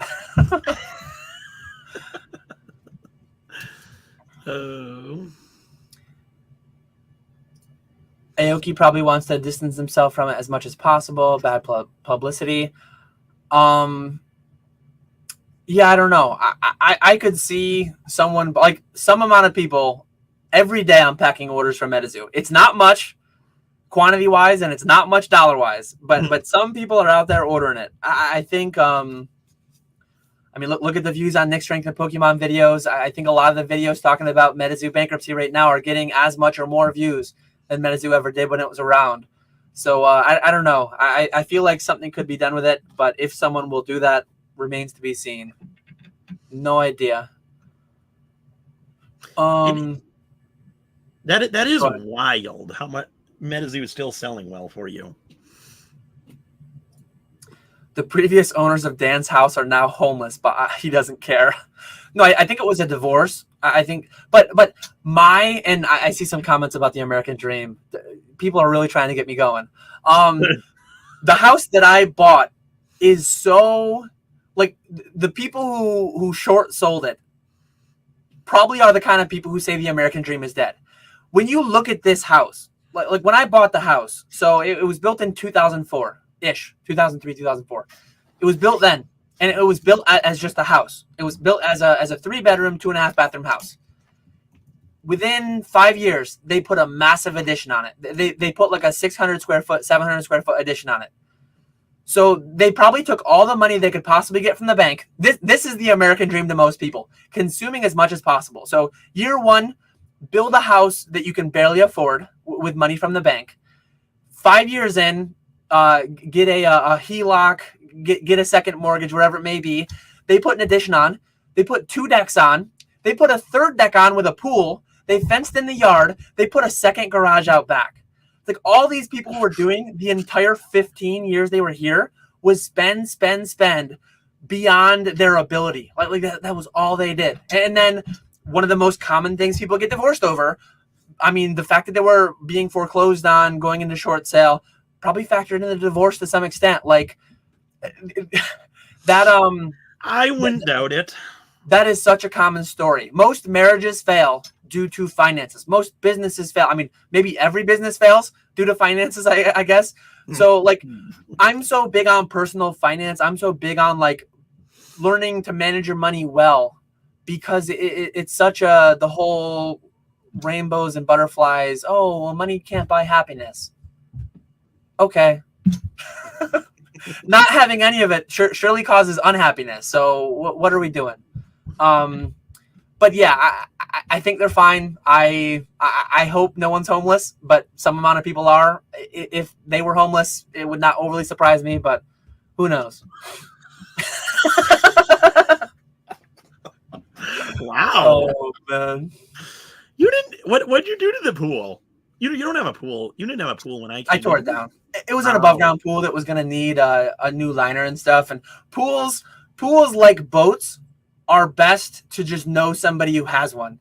Be friends with the pool owner, be friends with the boat owner, bring the 12-pack of beer, bring the pack of hamburgers, bring the food. Like, that is the best way to utilize. Like, my immediate neighbor actually has a pool. He's constantly like, bring the kids over, get him in there. Someone's got to use it. Someone's got, like, he's got two daughters that are like, one just graduated high school, the other one somewhere outside of college. So it's just the pool that he maintains and he keeps and he spends money on it, and almost no one uses it. Like, that's such a common story. That's such a common ultimate fate for pools. So I never see myself having one, but I always kind of want to know a few people that have one, because it's a much cheaper way to utilize them. Yeah. A lot more plus EV to just know someone with a pool or with a boat. Yes. In hindsight, like, I mean, I've heard stories. I don't know. Again, I've heard stories of Lamborghinis and lavish vacations, and then how, like, I genuinely don't know. Like maybe I got took for that. Maybe it was always just about the money. And in hindsight, like, seems like that's a reasonable thing. Is that actually what happened? I don't know. But I could see a reality where certain people are like I've said it many times about this job. I'm currently making well into the six figures. I will continue doing this if I'm making like 60 to 80 grand a year, probably. I don't know exactly where the cutoff would be, but I will be fine losing. I will be fine taking a 50, 60, 70% pay cut from where I'm at today. Not everyone is. So part of the reason that it failed is because they started that hedonic treadmill, keeping up with the Joneses, just like my neighbors were. The neighbor has a pool. Well, I got to have, both neighbors have a pool. So I got to build a pool. I got to take out a second mortgage, a third mortgage, a fourth mortgage. I got to put an addition on. Keeping up with the Joneses. And then it all comes crashing down because it's unsustainable. And yeah, I think that's a reasonable explanation for what might have happened with Metazoo. They got a taste of 50 million a year in revenue, 20, 30, whatever the numbers were. I think on the bankruptcy filing, I think the highest they showed was like 20. So maybe 20 or 30 was the highest.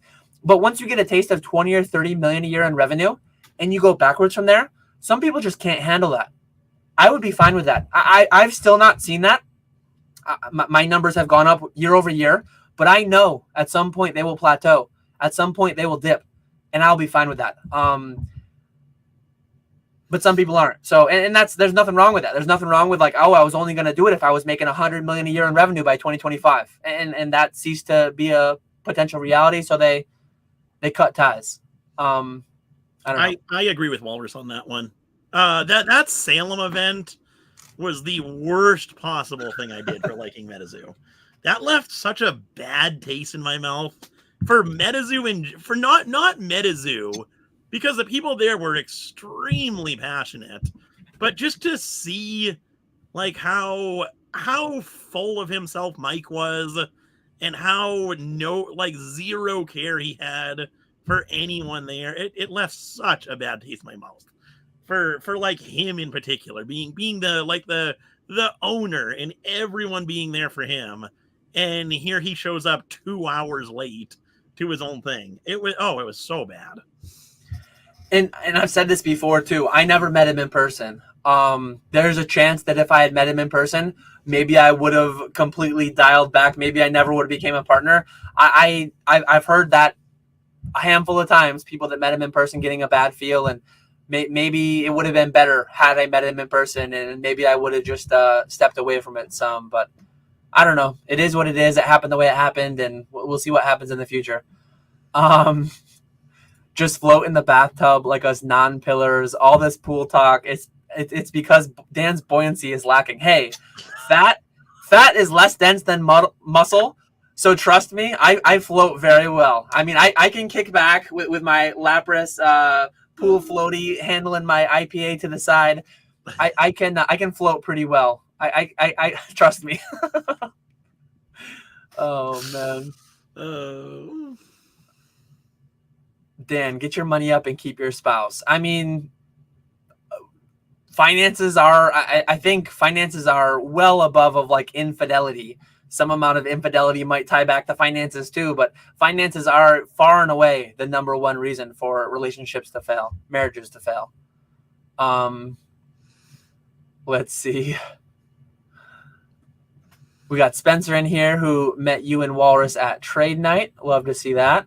Yes. Nice talking with you, Spencer. Thanks for hopping on in. How many people here care about Metazoo? Please run a poll. Well, 54 are watching, so I believe that's about the high that we've seen for today. So it hasn't gone down. So enough, I guess. I'm going to say you and basic. Oh man, this is one that I'm going to throw up there, and we can have a little bit of conversation on it. People immediately are like how do you enjoy a new company? How do you enjoy a new TCG without shilling? Like there are so many comments. There were so many comments, so many butthurt people in my live stream saying that I shilled Metazoo. I sold it. I never said Metazoo was a good investment. I said I thought it was going to live more than 2 years. I guess you got me on that. But I never said buy Metazoo 100x with me. Let's make a ton of money. I never say that about anything. More often than not, I say sell everything and buy real investments. But how like the amount like Zach made a tag video. Other people have made tag videos that Jay Peng, I believe. He's the co-host with he's the co-host on Poke SMP podcast with her name is escaping me right now. But how can some people even talk about or enjoy anything without people jumping all over them? Like if you show that, that guy actually cracked a few PSA 10 cards, he cracked a few PSA 9 cards, and he graded them with tag, and people were like piling all over him for it. Like, why can't someone do that with their own card that they're not selling? Why? I don't know. It just gets so weird. Poke-san is who I was trying to think of. Yes. Yeah. I don't know. I kind of do. I do see retro. Yeah, tag. People aren't saying tag's going to become #1, but yeah, their whole grading is. I don't know why they're rolling out so quickly, and their grading is so bad right now.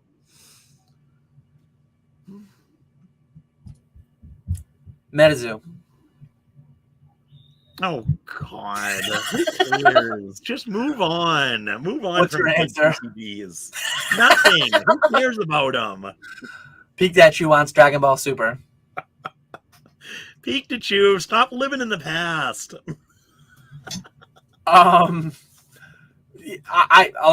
My actual answer is mostly Nick's answer, but like my other answer would be Metazoo. Like I think they did, like I originally liked Metazoo, not for stonkers, not for being a shill, not for investments.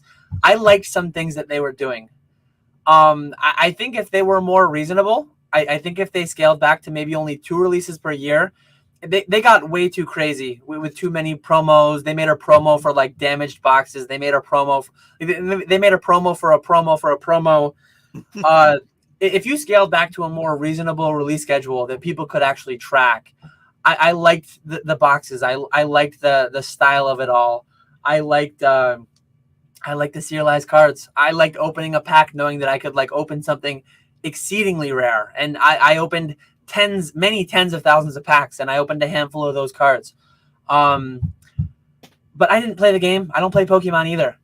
Not that it would be widely accepted, because people are just kind of clowns to some extent. Like, people just get so weird. And some of it comes from, like, I understand the tag thing too that Retro was saying. Some people will, and there's no way around it. Some people will shill tag. Some people who are trying to buy tag will be shilling it. Some people will be breaking the law and not disclosing a financial relationship they have with the company. Like legally, you have to do that stuff. There are people out there that use eBay affiliate links that don't link them. I actually just got an email this morning from eBay Partner Network. They said something about my website, and I got this over a year ago when everyone else did, when Rusty did, James did, I think you did. They said you're in violation. I have 2 affiliate links on my website, as far as I can tell, unless I accidentally put one somewhere I don't know about. But I sent them screenshots like, hey, here's the copy and paste of something you told me a year ago, fully disclosing like this is part of the eBay Partner Network, blah, blah, blah, might earn a commission. So I don't know why they emailed me, but I guess I'll find out when they reply back. But anyways, you'll never fully know. And that's why I personally disclose more than anyone. Like I don't know of a channel. One used to be Nick's. Nick was like, I don't show you what I filed with the IRS. I don't show you, like Nick used to get way too crazy with his spreadsheets. He used to do the full net and everything. I give you the gross sales or how much I spent. I don't put them together and show you like, here's my 1090 or here's my my 1040. Here's my whole tax filing. Surprised we never got that from Nick. But I think the more transparency people can give, the better. But a lot of people that demand that transparency of others don't give it either. So, like, yeah, I don't know. People are just so weird out there. People will get very offended if you're talking about companies that they don't like. People will frame things in certain ways, report things in certain ways that advance some agenda that they have in the background that they won't admit to, that they won't tell you about, while also calling out other people for having agendas, having this or that. Like, I don't know. Oh God, I did not sell my dad any Metazoo on that pallet.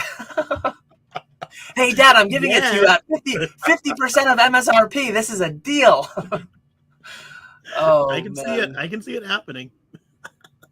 Dan's copium is about as strong as my DB Super. Oh man. Transparency is based. Java is actually another one that he does videos quite frequently where I've been two-pronged thing. I've been falling behind some more Pokemon content, some of it unintentionally, some of it intentionally though. Like I'm trying to get outside of the space, consume more different kind of content, more just general entertainment type content or educational type content in outside spaces.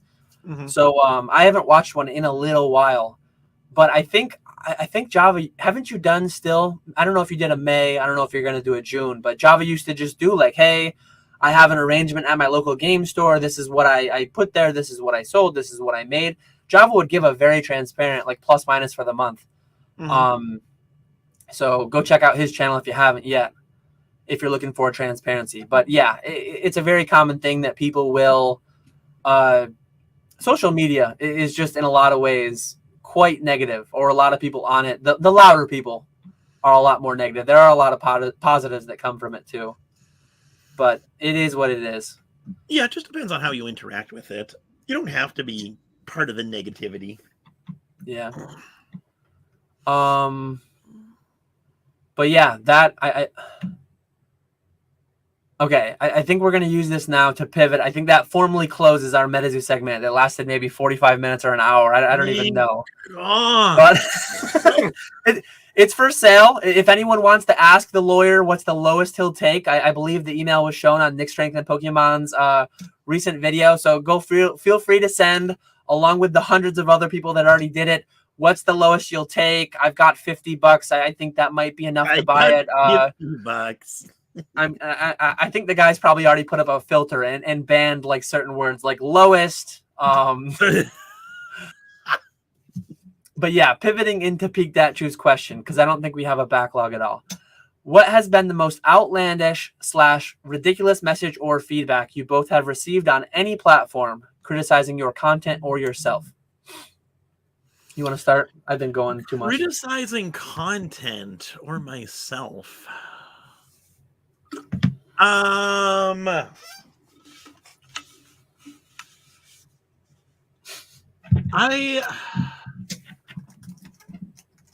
I don't. I guess the one I get most frequently, which I don't know if it's necessarily. I don't know. Is that I sound exactly like Kermit the Frog. I don't know if that's what we were going for, but I do not see that. I don't see that at all.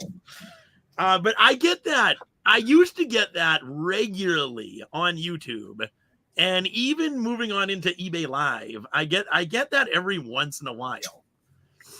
I do not see it at all. The majority of my negative feedback on eBay are actually earned. Like, I have no problem taking a negative feedback when I mess up. There have been times that I've done conventions and I've sold a card and I've forgotten to pull it from eBay. I've had to cancel on them and it's a negative interaction. Like, that's fair. I have one right now and usually I don't care. Usually I don't pursue it that much. But this one is just extra frustrating to me. Literally, the first line of the feedback says, I had to create an alternate eBay account to make my purchase as the seller blocked my primary account. I went through eBay's automated system and got declined twice. I went through eBay's deeper level system where I actually interfaced with like humans that reviewed this. I said, this plain and simple, this has to be against eBay's terms of service. In the first line of the feedback, the person admits to circumventing my block. So what had happened was I had a stock photo Metazoo promo for like $3 and they asked for more pictures. God. It's like, no, this is a near mint card. You're going to get one at random of the hundreds that I have. No, like I don't do that. And then they got mad at me and they're like, what's wrong with you? Don't you want to sell? The customer's always right. All that entitled garbage bullcrap that I don't want. So I blocked them. I'm like, I don't want this person to buy from me. So I blocked them. They literally, they admitted to it in the feedback. They created an alternate account. They bought 4 of said promo. It must have been $4.99 because it must have been whatever. I think it was $3.99 and they bought 5 of them, whatever the math works out to. They left me negative feedback saying what they did. And I went back and forth with a robot initially, auto decline twice, whatever. It's a robot. Work on your AI, eBay. With 2 human beings that said that since the negative feedback reflects their experience on the transaction, the feedback will stand. That's ridiculous. What are we doing? And then they said, so after they said they had to violate eBay TOS to circumvent a ban, why? Presumably because I had the audacity to request additional photos of the card series. Like, you're perfectly entitled to ask for additional photos as a buyer. Like, if you want to ask for additional photos, do it. I don't have to supply them to you, though. I am not your seller if you're that buyer. If you want additional photos on a stock photo, multi-quantity, sub $200 slab, especially a sub $5 Metazoo promo, like, what are we talking about? I am not going to send you additional photos on that. If you want a gem mint copy, buy a graded one. If you want, like, and the thing is, almost always there's a listing that's sometimes slightly cheaper than me, sometimes more expensive, but there are dozens of listings that have photos front and back. Buy those ones. Sometimes they leave you the message like, oh, well, I'll do business elsewhere. Thank you. Please. That's all I want. Like, go away. I don't want to interact with you. So that's one of that's one of the more recent one. That's why it comes to mind. I actually have a direct email in with my rep. Like, if this doesn't get removed, I might make a video. Like, it's been over a year since I made a video series on stupid eBay messages and feedback. But I'm probably going to have to do this one, and I'm going to have to be like, eBay, what the hell are we doing? How do you – because – and I talked to both the human beings that I emailed with and my rep. I'm like, so what this means is if someone gets blocked on eBay, they can create 10 alt accounts, and they can buy 10 times, and they can leave you 10 negative feedbacks. The precedent that sets, like, what are you doing? The ease that people can make new eBay accounts is way too bad. They need to do something about that. Yep. Yeah, I would love if your eBay had to be like, our eBays are tied to our socials because we sell more than 600 with 1099, all that stuff. They'll never do it because they would lose a lot of customers. But I wish you had to go through the whole know your customer thing. I wish you had to give a lot more information so that once you were done, you were social security number blocked, and you could not like.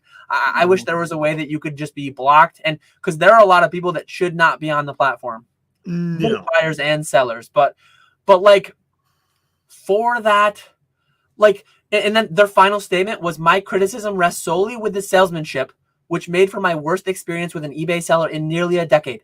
No one made you buy it. I literally blocked you to prevent you. And Charlie Herlacher, brilliant guy, great businessman. He's doing things at such a high level in Pokemon. He said on one of his various live streams, I forget which one it was. I forget. I consume way too much content, and we make too much content. It might have been on our PokeFlipz. It might have been elsewhere. But he said, certain times you just have to know that you as a seller, them as a buyer, you cannot give them what they need. It's not necessarily any fault of you. It's not necessarily any fault of them. You two are just not fit to transact amongst each other. Go your separate ways. Don't just move on, right? Yeah. So I blocked that guy. I gave that guy the opportunity of not having to have the displeasure of interacting with me. He created an additional account to go and cry about how bad of a seller that I am. He didn't have to buy. Like, what are we doing? I've said it 20 times this podcast, but and then eBay lets it stand. 2 humans at eBay reviewed that and let it stand.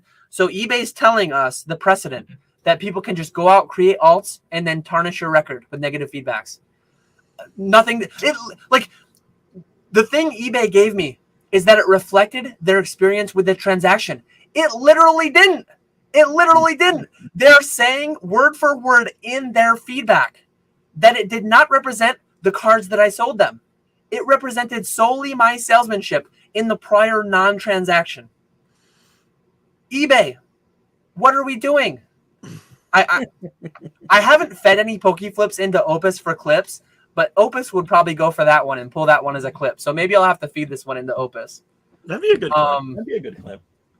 I was looking through mine. I used to have some really good negative feedbacks. I don't have them anymore. A lot of mine are just resealing packs. I do have a good neutral though. I like this guy's. So I forget exactly. I think it was. I don't know. Maybe I don't know. So the neutral feedback says, I got missing mail Pokemon Black Star promo rare Mew card back because it is more worth $375 than the $317 I paid for it. Everything is all right now, and I'm lucky right now. I am happy to have Pokemon card back.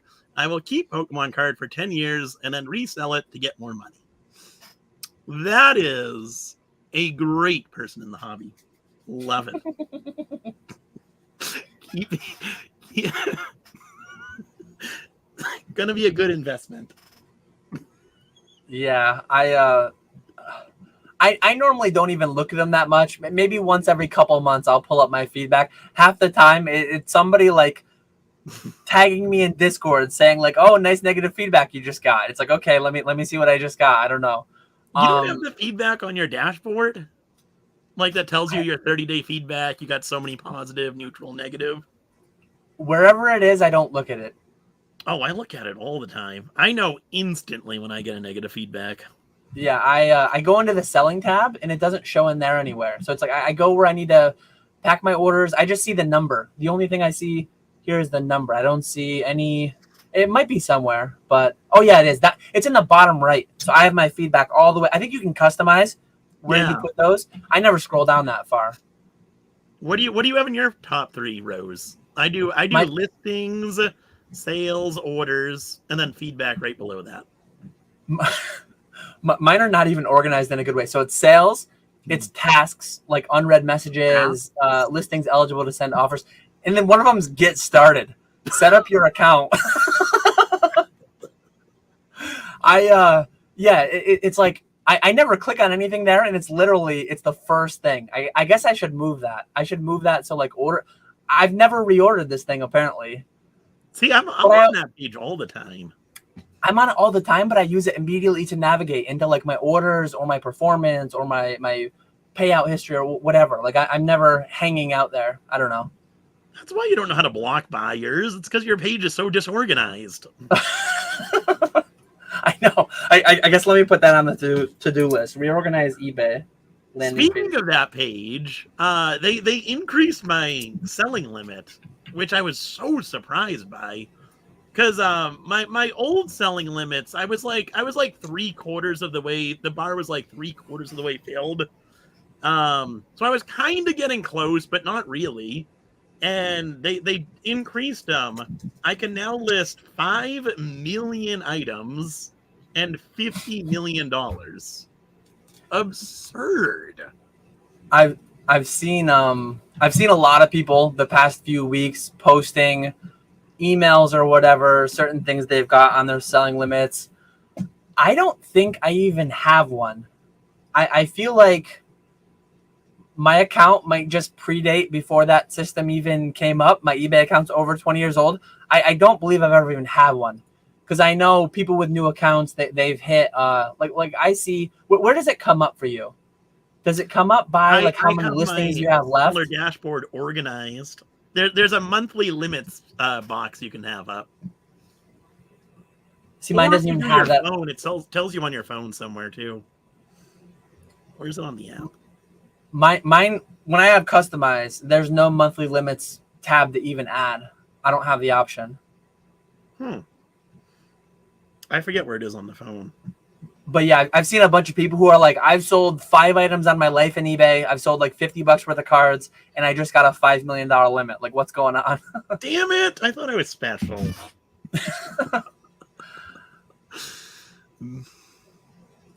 But yeah, I think we might have more questions that I am missing. Let's see. Wait for everyone to make me not feel special anymore. Java says someone once said I could land a 747 on that thing, and I've wore a hat ever since.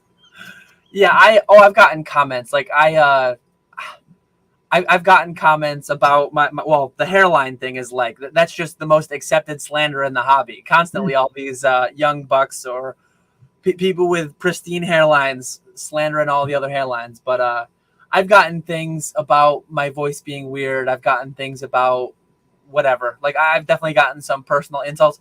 I never have in my life like taken offense to those things. I never will. I don't care what other people think. It's really weird when like shout out to Pat Flynn, Deep Pocket Monster. He at one point had a little series on Instagram where he talked about maybe he made a video where he had some very negative comments coming in, and he talked about like the whole hurt people. The kind of people out there that need to bring themselves up by bringing you down, like that's just super weird. And don't engage with those people. Don't take it negatively. Like, yeah, just those people are not worth any headspace, any further thought or worrying about it. Yeah. It's a widow's peak. I'm not balding. Whatever it is, Java, we love you. We don't care. It I mean, you're perfect as you are. You're a PSA 10 to me, or a tag 10, or a CGC pristine, or black label, whatever we want to call it. Keep being you. Hat or no hat, I'm watching the same amount either way. I can't say I'm going to watch them all. There's very few that I watch everything anymore. I'm definitely trying to tune down the Pokemon content a little bit. There's just so much out there. It's a good problem to have. Just like all the conventions we have, you can't go to them all. All the content we have, you can't really watch it all. Here we go. First time vending tips. Hit them with them, Nick. We were like we said earlier. I would say the biggest thing is have pricing on everything. Don't go into it without pricing on stuff. Price all your cards out. That way, people have an idea on what pricing looks like, as well as saving you time, so you don't have to look stuff up as the show is going on. So that would be the biggest one for me. And then I would also say like organization, having your stuff semi-organized to make it so that people aren't like the nicer your case looks, the more time people are going to spend there. At least for me anyway. There was one vendor in Kansas City who I bought a bunch off of in Dallas, so I had already known him, but I really like his setup because he has everything like displayed perfectly. and it's all alphabetical order. So all the Pikachus are next to get together, all the Gengars, all the Rayquazas are together. Really, really like that setup. So I spent a good bit of time at his table, and I bought a good bit from him. So that'd be another one for me. And then actually talking to the people who come to your table. Don't be a Dan. And when someone comes up to you, so excited to see you, you don't even acknowledge them.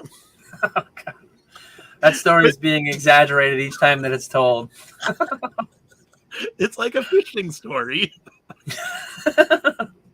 But no, when someone comes up to your table, say, hey, how you doing? Are you looking for anything in particular? Actually talk to people. I can't stand vendors who are just sitting behind their table, not even acknowledging that you're there. Don't sit behind your table. Obviously, it's a long weekend. You're gonna have to sit at some point, but don't sit the whole time on your phone. Actually talk to people who come up to your table. Interact with them. It'll make the buyer feel better, and it'll also help with sales too. If you can actually talk to people and get to know like what they're looking for, what their favorite cards are, you can point them to cards that you have that are similar, or if you have exactly what they're looking for. I think that's another really, really big thing right there. And then I would say that's probably a good start for now. Just have fun with it. It's a lot of fun. Just to push back a little bit on that, I'm the kind of guy that like when I walk into Best Buy, when I walk into Lowe's or whatever, I know what I'm there for. I want to get in, get my stuff, get out. When they talk to me, sometimes it's like I don't want or need this interaction. And then the very rare time that I do want or need that interaction, they're nowhere to be found. Yeah, there's no. But there's probably some amount of consumers out there that would rather just like peruse your stuff. And why is this guy asking me what my favorite Pokemon is? Like, you don't have it. I don't even know what my favorite is. I'm getting stressed about this interaction. Like, I don't know. I just wanted to push back with that goofy little potential thing there. But no, I try to interact with people. I try to, if they look like they're looking at something, can I help you with anything? Whatever. Like, what are you after? Make any good pickups today? How's your convention been going? All those kind of pleasantries. But as far as general convention tips, it's a long day. Ideally, if you can have a buddy, if you can have somebody that you know vending next to you, a friend, a spouse, whoever to come along with you, if possible. That's a great situation to be in, because then you can run to the bathroom, run and get food. If you're going to be stuck there by yourself, having snacks, having a battery bank if your phone can't last the whole day, having a clear label of like, I take cash, I take PayPal, Venmo, I take Cash App, I take Zelle. Here are my codes for all those things. Having that kind of stuff laid out up front is really nice. Having some amount of branding there, having a tablecloth if you have something to steer people to your Instagram, having a business card on your table, like just a lot of quick hitting things. Obviously have things clearly priced, have things where a lot of times like it'll be fairly busy.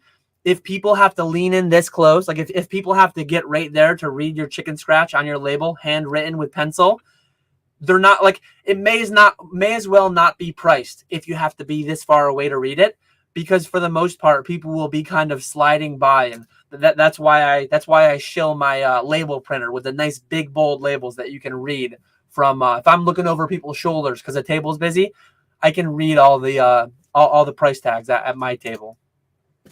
Yeah. We had a couple additional comments. So Java wants to know, do we group our binder pages by species or by set rarity? I've never done a binder at vending. So what do you do? Species.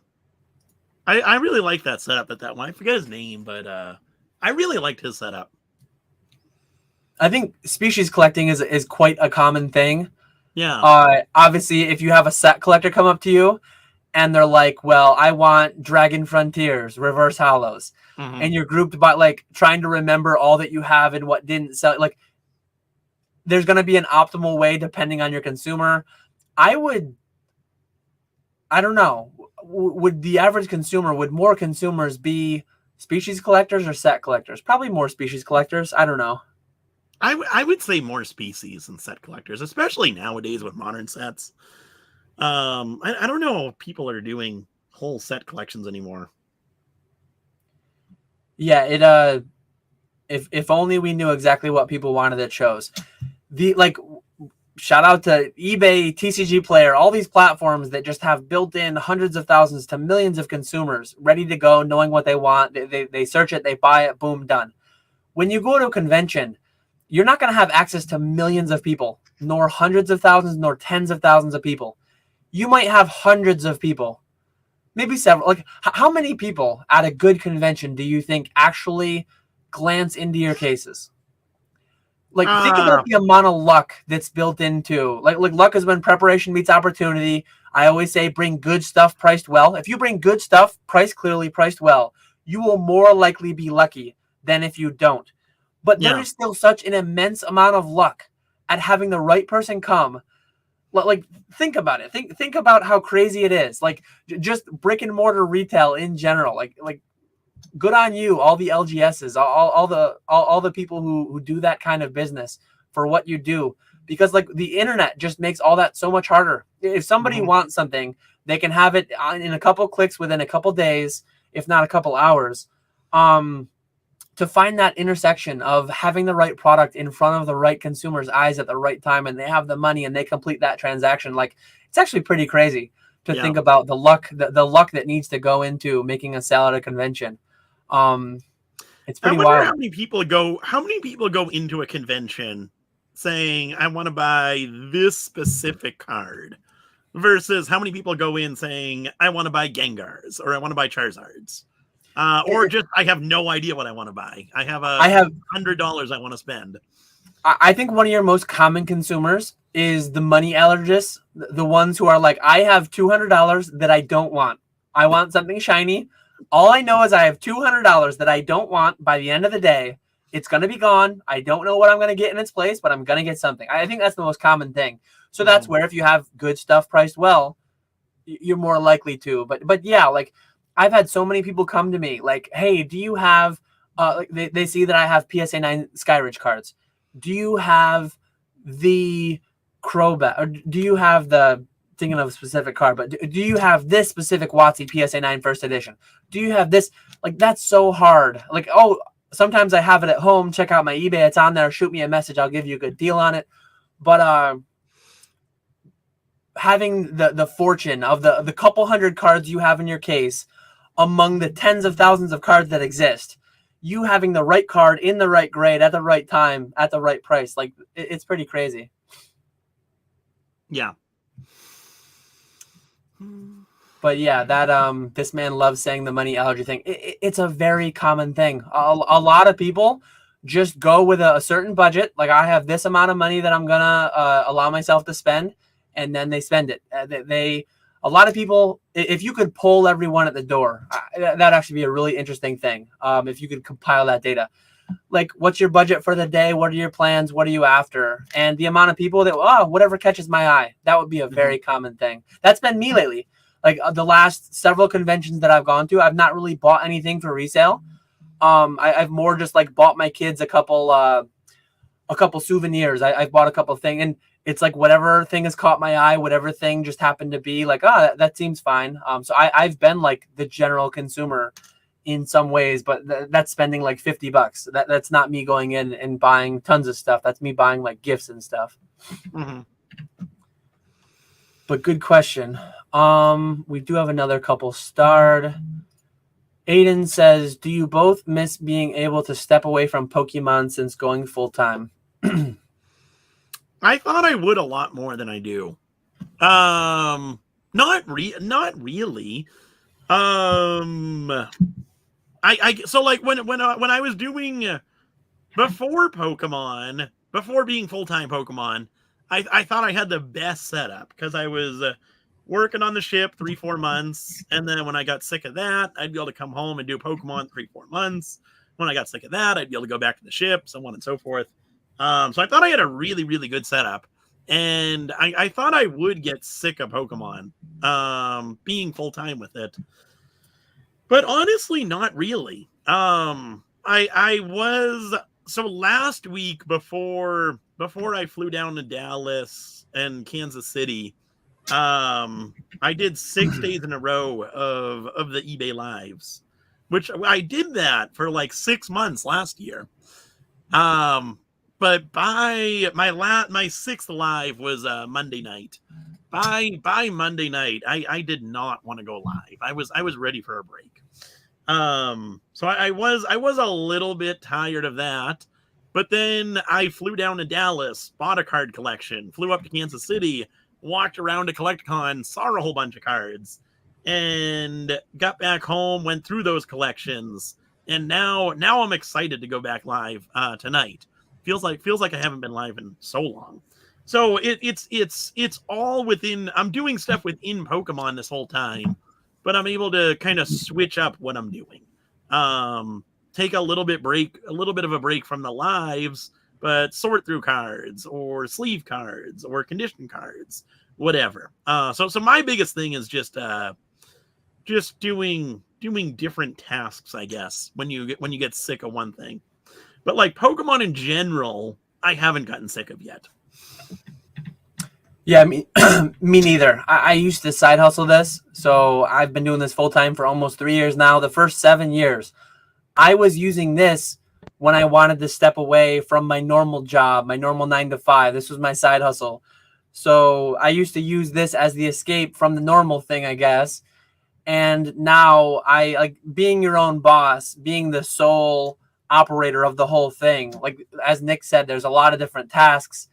If I get sick of doing something, well, I'll do something else for a while. And not to say there's no tasks that I don't enjoy, not to say that there's not certain things that, but overall, like feeling like I need to just completely non-Pokemon for 2 weeks. Not ever, not at all. There's not been, I guess my honeymoon, 2 week honeymoon would have been the longest duration, not doing anything Pokemon.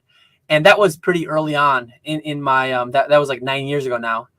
So yeah, I've not really felt the need or the desire to just completely turn Pokemon off for like an extended duration, because I really enjoy what I do. I had a giant fly that I had to kill. It was freaking me out. So I missed this one, but and I'm in the wrong spot. I'm in the live chat trying to highlight it. But Fat Belly said, where'd it go? I should have gotten this when we were on the convention thing.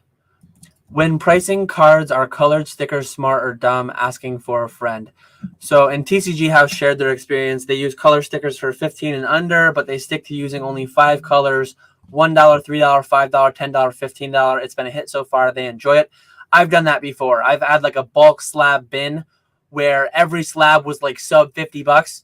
And if they were red tags, they were 40 a piece or 3 for $100 if they were orange tag, and so on, like all the way down to the green tag was $10 a piece or whatever it was. So I've utilized that, and I think it's worked well. And I mean, some cards you might be, if it's 16, well, you're rounding it down to your 15, some amount of it. Well, it's 18, you're going to kick it up to 20, and kind of knowing, having a general idea of what you have, you ebb and you flow on like what deals you'll offer, what deals you'll take with respect to that.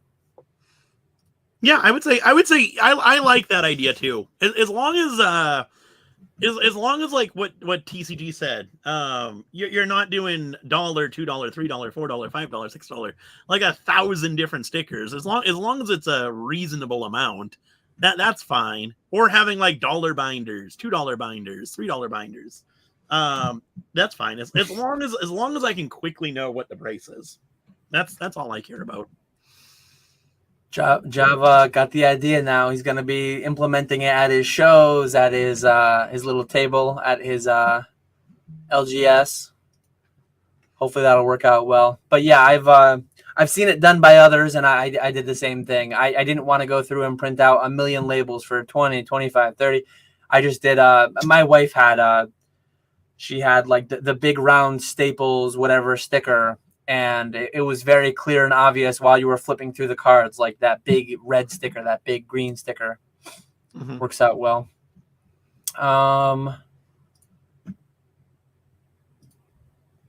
So Checks NFX says, does this group have a Discord I could join? I'm in Rattles, but looking for another one that's more Pokemon finance based, and appreciate you, Java.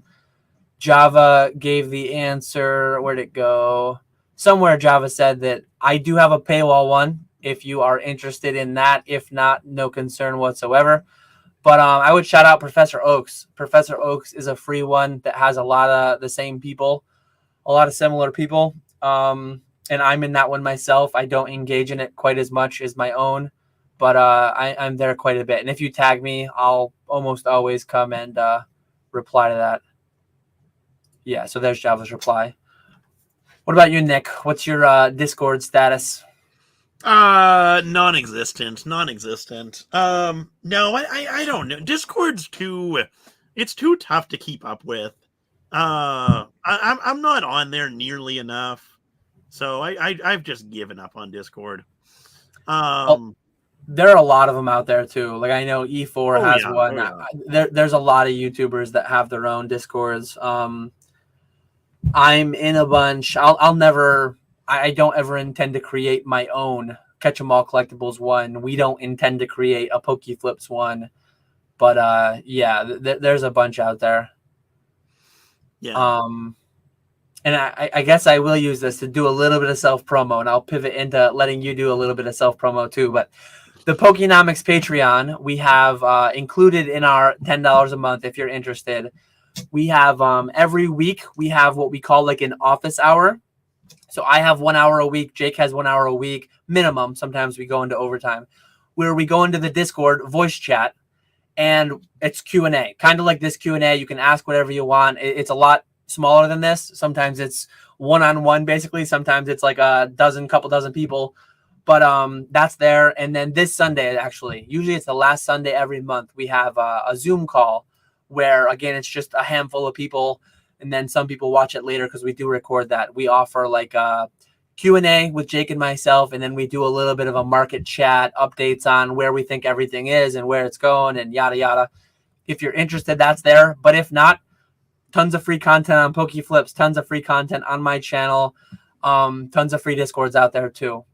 So Nick, do your eBay Live self promo. I guess your Patreon self promo too, if you want to show that too. Yeah, like I said tonight, gonna be making my triumphant return to eBay Live, 9 p.m. Eastern tonight and tomorrow night. I'm looking forward to that. I have actually missed the eBay Lives. We just did one. Walrus and I just did one on. We did one Saturday and Sunday, so it hasn't been that long since I've been off, but it's been a long break considering how I'm usually live almost every night. So yeah, definitely recommend checking that out. And then me for Patreon stuff, since Dan Shield is. Me, Crystal Pokemon, and Pallet Town Pokemon also have a Patreon. We don't have a Discord attached to that, but we just recorded our June video, and we talked a little bit about, because they went to Card Party, so we talked about Card Party. I talked about Kansas City, and then we do a lot of market talking about like recent auctions that happened on PWCC, Golden Heritage. And pricing on that type of stuff.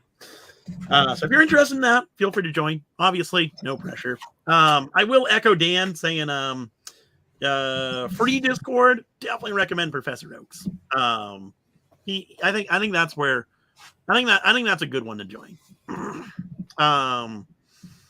But yeah, I'm excited to get back into the lives. It'll be a lot of fun. And then something I just heard, I'm going to be getting, I forget when it is. My first one is next Saturday. And then my next one is, I forget the date I said. It's like the beginning of August. But I'm going to be getting 2 promoted streams for eBay. So those will be, I'm excited for those. Gonna go all out for those, have a whole bunch of goodies. Those are always a good time.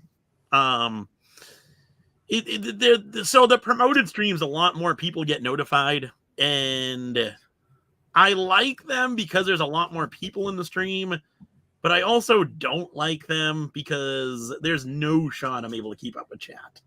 And that part does stress me out a little bit. I like where chat's moving, but I can still read all the comments. I don't know how like Leonhard doesn't really go live, but like PokeRev or Cool Trainer Ryan or any of them with the huge channels, I don't know how they do it. Go live and their chat is just scrolling at 1,000,000 miles an hour. I think one thing you can do, I think you can filter by only, yeah, I see it right now. So you can filter by top chat, by live chat, or by fan funding. So I think some amount of people probably have like, they have the scrolling one that's just endless of like top chat that you can't keep up with. But then they make sure that all their members, all the super chats are highlighted in the fan funding one so that they're at least engaging with the, so that one's like a paywall, basically pay to play. You gotta be a member or you gotta be a super chatter to get your question answered, which isn't unreasonable. Like I think some amount of people would hear that and think it's coming with a negative slant. Some people would say that as like a negative thing. It's practical. Like when you have like when Cool Trainer Ryan goes live, he has like 1,000 people watching him on those late night rip streams. Mm-hmm. It's not feasible. It's not practical. It's not reasonable for everyone to be answered. So, and I don't know if he does this, but like if he were to do that, some amount of people would be butthurt about that and say that that's not fair. That's not right. It's practical and it's reasonable. I see Walrus also linked Weedle's Discord. I don't even know. Am I in that one? Maybe I am. Maybe I'm not. I'm in so many Discords at this point. But Oaks and my own are definitely the two that I engage in the most, I would say. Well, I would hope you engage in your own the most. Yeah.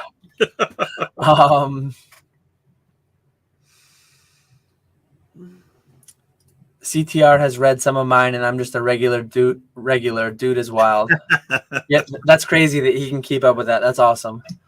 I did have another starred one from Peak Dat Shoe. Can you remember the last time someone mistook you for a noob in Pokemon and then later realized their mistake? How did you react? Mistake. Do you know who I am? I shunned them for life. Oh God. Have you ever had that or? Nobody knows who I am, so all the time. No, I don't think I'm big. Yeah, no, no, I guess nobody's not known me and then realized who I am. It is kind of funny because I not similar to this, but I was talking to some guy at the Connecticut, the EC3 con, and he had some WotC packs in there, and so we were talking about packs, and he was a nice guy, but he was a little arrogant and going off on, if you ever have any questions about packs, I've got the world's best pack collection. And I didn't say anything, but I was thinking, oh, do you? Do you not know who I am? Do you not know that I bring that up? In fact, yeah. Do you not know that I in fact have the world's best pack collection? Guy probably had like one art from each set from XY to current or something.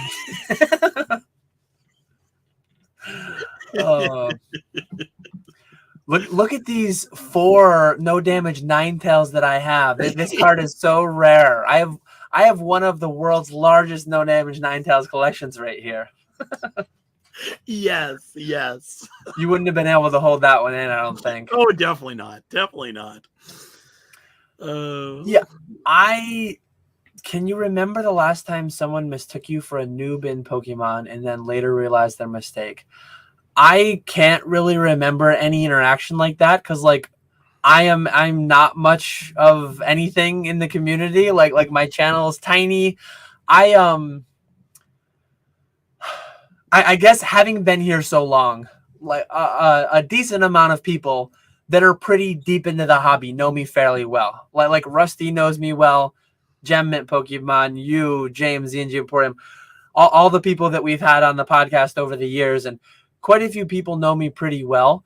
But as far as like your average consumer, none of them know me at all. So like I don't have, I wouldn't say I have a big ego. Wait for Walrus's comment, whatever he's going to say on this, but I don't see myself as someone who has a big ego. If someone tells me I'm ugly or my voice sounds bad, or if they tell me, if they talk down to me or whatever about, as like, I just won't care. I won't really push the interaction. I won't really do anything with that. I will never be like do you know who I am? Do you know who you're talking to? Do you know who my father is? I'm not that guy.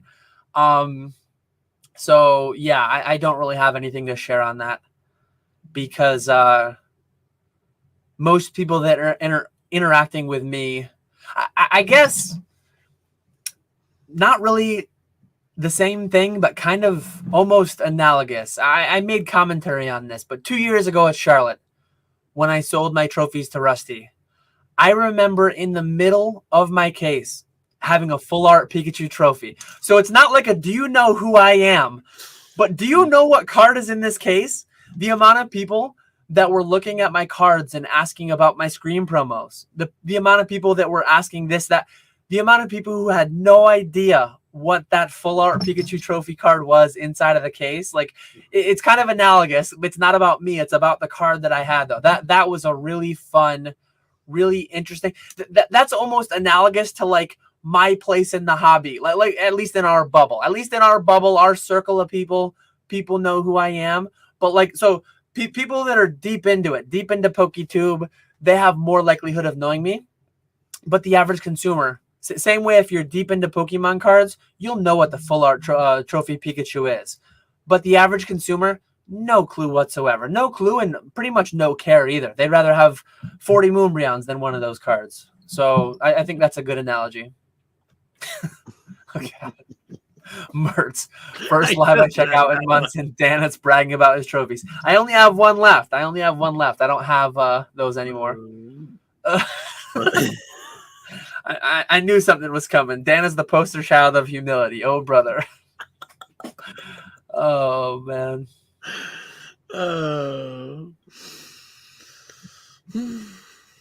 I don't think we have. Dan can't remember that because he's a noob. I don't think we have any more questions, so I think we're fully caught up. One other topic that I did have jotted down in case we ran to a gap where we're looking for something. Thing that constantly gets me, like we have so many channels in the PokeTube space. It's not my kind of content. I don't make it. I don't really consume it. It's fine. It is what it is. But they talk about prices going up, going down. They just talk about like what the market's doing. When they talk about 151 and even adding Paradigm Trigger, Lost Abyss, when they talk about that as crashes, how do you feel about that in general? If the question doesn't make sense, I can answer it first, but maybe you know what I'm getting at. Maybe you like 151 6 months ago was $150 to $200 a box. And as of right now, it's $50, $60, whatever it is. Mm-hmm. What are your thoughts on that? Is that actually a crash? Any commentary around that? No, it's you always say it. So since I'm going first, I'll steal it from you. I don't know. Do you know what is the MSRP? The Japanese MSRP on these 151 boxes is it's like $30. Okay, so $30. It's so much lower than what it's at. What 180, even 50. We're still like almost double MSRP, which means people buying from distributors in Japan, assuming it works the same way, they're paying less than MSRP. Maybe I have no idea. Say like $20 maybe. So there, people who are buying these from distributors are still over doubling their money. Even if you're buying them from Pokemon Center, you're still almost doubling your money. And with the amount of supply that's out there, it does make sense in the short term. If Pokemon keeps reprinting 151, The demand for it is massive, but there's gonna be a point where the supply outweighs the demand, and pricing is going to continue to go down. Hopefully, we don't get there, but that could, in theory, happen. So yeah, I think it makes sense that pricing is getting cheaper and cheaper and cheaper. I think it's a set that's going to do really, really well long term, but it depends on how much is printed. And if Pokemon keeps printing it, then it's going to be it's going to be like one of the, like a Shining Fates or a Pokemon Go, where the pricing just is stagnant because, well, those really aren't good sets, but they're it's kind of the same, but kind of different. But Pokemon printed so much of those sets that pricing has not done anything. But 151 does have that. It's a really, really good set, and without a doubt the best Scarlet and Violet set that we have right now. But it's all going to be the supply, at least in the short term. So yeah, I wouldn't say pricing is crashing and you need to worry. Nick, demand is the only thing that matters. Demand is literally the only thing that matters. Supply does not matter. Supply does matter. Some of the conversations that go on are just so scary. Like to me, I don't call it a crash. We are still within 2 years. The amount of people, the amount of commentary around, like, I cannot believe that they dared reprint Lost Abyss and Paradigm Trigger. Those sets are under 2 years old. Paradigm Trigger, I think, is under 1.5 years old. 151 is under 1 year old. These are just normal reprints of sets that are within their reprint window. On occasion, Pokemon will half-grade dust. Let me get back to this before the half-grade dust. I don't want a PSA 9. Like, I will sell them on consignment. But when I see a BGS 9.5, when I see even a PSA 10, whatever it is, I just want to auction that and take the 5% for consignment. I don't want to buy the one that someone case optimized. And I don't want to buy a PSA 9 for a premium in another case. Like, that is kind of dust. I want stuff that has comps sold every week, multiple times a week. I don't want something when I comp it, it's pulling a price from 2023. I don't want that. I'm not going to pay 80% on that. How slow are you watching this, Retro? He's going to be on like 0.25 speed. Yeah, he's probably pausing. He's probably way behind. But anyways, continuing to my other rant, and I'm kind of speaking to Retro here too. I don't know if Retro is live here now. Maybe he's half live and half behind. Maybe he jumped to live. I don't know. But anyways, he'll see this in like 3 days from now. On Cardboard Hands, he was talking about like Lost Abyss, and I think he was talking about that reprint and about it. Like, that's the norm. The historical norm for the past 25 years has been that sets are in print for 2 years. When people are talking about prices crashing on 151, the insane part is not the price. The insane part is that the prices were high enough to where they could come down 60, 70% and still be above retail. Like, the crazy part is the fact that it was $150, $160, $170 a box. Like, it's kind of scary. It's kind of scary that people will use these certain words and that people are holding. Like, the only reason the boxes, clearly, because at one point, the boxes were like 180 in April.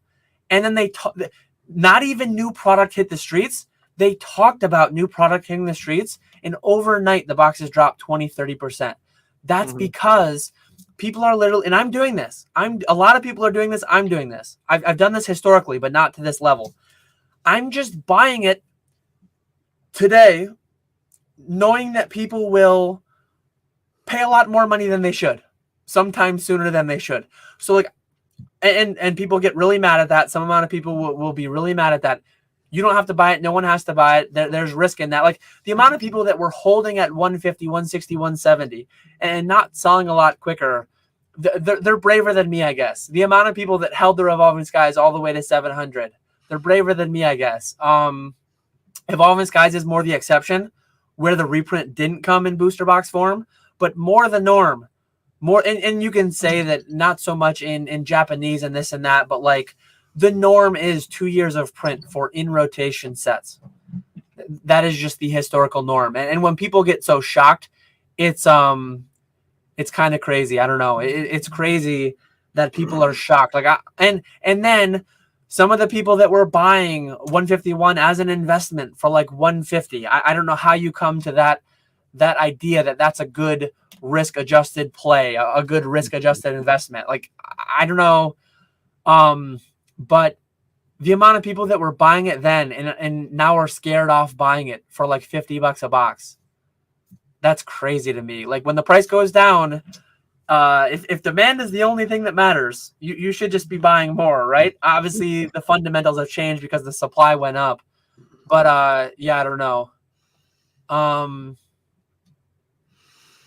But like the Lost Origin reprint, that is new, because the Lost or the Lost Abyss, whatever that set is, the Japanese version, it is older than 2 years. So that one is surprising to me. It's under 2 years. I mean, I don't think it is. Yeah, Lost Abyss came out. I think it's like just under July 15th, 2022.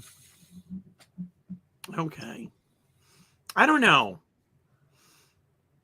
It's interesting. Because then the year, like Eevee Heroes, going all the way back to Eevee Heroes too.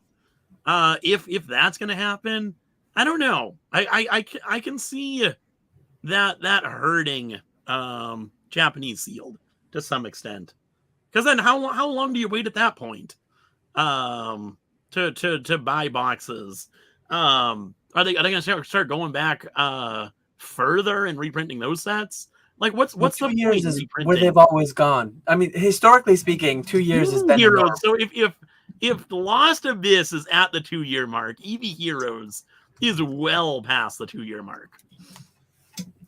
Well, Eevee Heroes is May 2021, which I don't think they're going to. I think they're going to leave that alone. I think it benefits them to leave certain sets alone, let certain sets run like crazy, so that during the Scarlet and Violet era, everyone's trying to pick out. People are already talking about the next Evolving Skies is that Eevee whatever hat terrestrial thing. And people are already picking the next Stonkers. People are buying so much more than they would otherwise, just in case this one doesn't get that reprint. Like they're really killing it with being able to print 12 billion cards in a year and have people just fiending for this stuff and investing in this stuff like crazy. It's wild. It all could end in a very ugly fashion. Some of the sentiments, some of the thoughts out there are just kind of scary, kind of bubbly, but we're making it through well so far. We'll see. My biggest thing of confidence is that if we had a 2-5 year period where things were really dark, which we have historically had, I'd be able to get through it fine without selling any of it. And I think that's not the same for a lot of people. I think that's the same for Rudy. I think that's the same for a lot of people, but I think it's also the majority of people it's not the same for. So I guess we'll see how it will all always have been obvious in hindsight, but yeah, it would be interesting. What would I don't know, would we be able to bounce back? So like if we went back to like a 2004 2005 lull, would we bounce back again? I think that would just be the end at that point. I don't know. Retro's over an hour behind. Transparency's overrated and you owe absolutely nothing. Yeah, I never said it's owed, but I like that it's there. Retro will hear this in 30 minutes if he's on 2X. But anyways, my biggest thing, and I said this an hour ago, but like if you're demanding more transparency from people, like, oh my God, you talked about tag. I need to know every tag card you own. I need to know everything you own, your whole portfolio. I need to, like, legally, if you own part of tag, you have to disclose that. And I'm on board with that. But some amount of the people demanding, like, you're just trying to shill it. I need to know and see everything you do so that I can be the decider, the arbiter on whether or not your this post is appropriate, and there will never be enough transparency given to satisfy them. A lot of times those people aren't giving any transparency whatsoever. They're just lighting up torches and grabbing their pitchforks, but that's a symptom of the internet. Mm-hmm.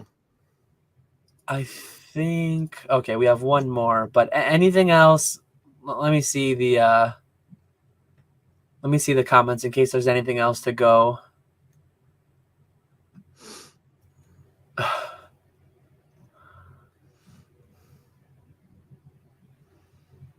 We got a few more come in. Yeah, are you guys increasing shipping fees with a new increase? I ship for free, so I'm just eating that for the community. Everything's free shipped for me, and will continue to be. Yeah, I'll be able to cover the 2-cent increase. It's okay. I don't know why. Just increase it once a year, once every other year. Raise it by 6 cents instead of 2 cents every twice a year. Because they do one in July, and then they do another one. Is it January? It's like twice a year. But it's like a 2-cent increase. I don't get it. I don't get it. Nick wants them to go big. Yes. Go big or go home. But no, I'll keep it the same. I don't want to deal with the backlash that I got when I started charging shipping. That was. Oh, really? Elaborate on that further. Don't you charge shipping on consignment stuff or no? So regular eBay is fine. Nobody cares whether you charge shipping or not. On the lives, I was doing free shipping for the first year, and then the second year I finally started charging shipping. And so I went from free shipping to $5 shipping, and that was there was a lot of people who understood and were fine with it, but there were a lot of people who did not like it, me switching over to paid shipping, and I think part of that was definitely my own fault, because in the beginning I would give Crave so much shit for charging shipping. And then here I go charging shipping. But yeah, so there were a lot of people who were not happy about the charge shipping. It took a solid couple weeks before people finally stopped commenting about how I started charging for shipping. Now things are back to normal. So I'll folks, keep it at a $5 flat fee and not ever raise it unless I absolutely have to. Spoilers, folks. He's charging it. It's just baked in. You're still paying it. It's just baked in. It doesn't make any difference. Well, on the auctions, it does. Because starting everything at $1, you can't sell a slab for $5 and have free shipping. Yeah, I don't know. Whatever. Oh, Colt said, or Peak That True said, I'm a little late, but I do vividly remember emailing Dan and trying to help him out by telling him about E4 and Scott Pratt's channel a few years ago. I don't remember that interaction, but I didn't take offense to it clearly because I didn't even remember it.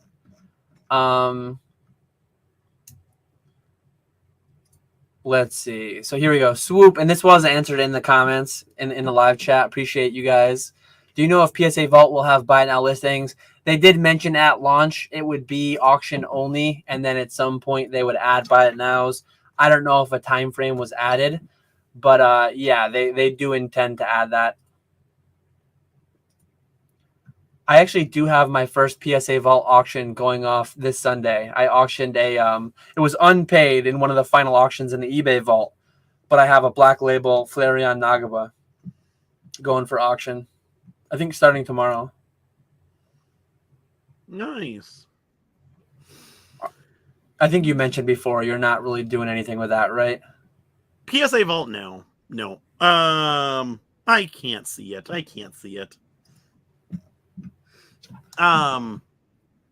It will be interesting to see what happens there.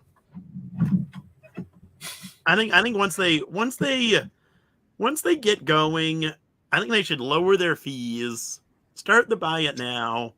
I think they're going to kill it. Lower their fees. I mean, they're already charging only a few % more than eBay. What's wrong with that? They're doing the work. You can sell it yourself and still make more. You can't. Then you're doing the work yourself. It's going to be a James situation.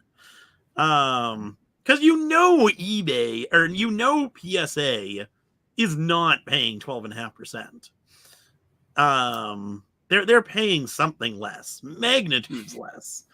So if they can match like James's rates, maybe do a little bit higher because of the PSA premium. I think that's when they would start making a lot more. No offense to James, no offense to Probstein, DC Sports, myself, you. They don't need to match anybody. They're PSA. Like they are, aside from the high end, I forget what their exact fees are. I wouldn't be surprised if they come down a little bit, because it would be a nice thing for them to say, sell it for the same cost, sell it for slightly cheaper, whatever. But by no means do they have to. I think they're going to get a ton of business otherwise. And the main thing they need to do is they need to make sure that they're limiting to some extent the amount of like $10, $15 slabs that they're going to get, because it takes just as much time to process a $10 slab as it does a $10,000 slab. Yeah, but they're doing. Are they doing a flat fee? Or is it? I think the minimum fee is $5 or something. So I don't think take dollar cards. I would take any. You're making $5 for a minute's worth of work listing. You work for too cheap. You are not PSA. PSA they in 10 seconds grading a card. Like $15 an hour to list. Say it takes them 5 minutes to do the listing. You're still making a killing. They charge $15 to grade cards by people that are looking at them for 10 seconds. Packing a card is going to take more time and honestly more care probably than grading a card is. So like, I think at the way that it's currently priced, it's like a less attractive business than grading is already in some ways. I guess it's depending on, but a lot of the time frames it's a more timely process than grading a card in a lot of ways. Yeah.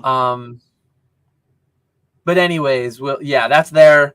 I think it's 16% at the highest end, which is a few % more than selling it yourself. And then it's 7% at the lowest end, which if you have a store, though, that's about what you're paying to sell a $5,000 card, because you pay 12% on the first 25, and then you pay 3% or 2.5% thereafter. So 7% is about what you pay yourself selling a $5,000 card. Every dollar above $5,000, though, you're paying 5% to them instead of 2.5% to eBay, though. Yeah, I'm on the same page as Walrus, though. It's more about like getting that grading fee. That's the more attractive side for them.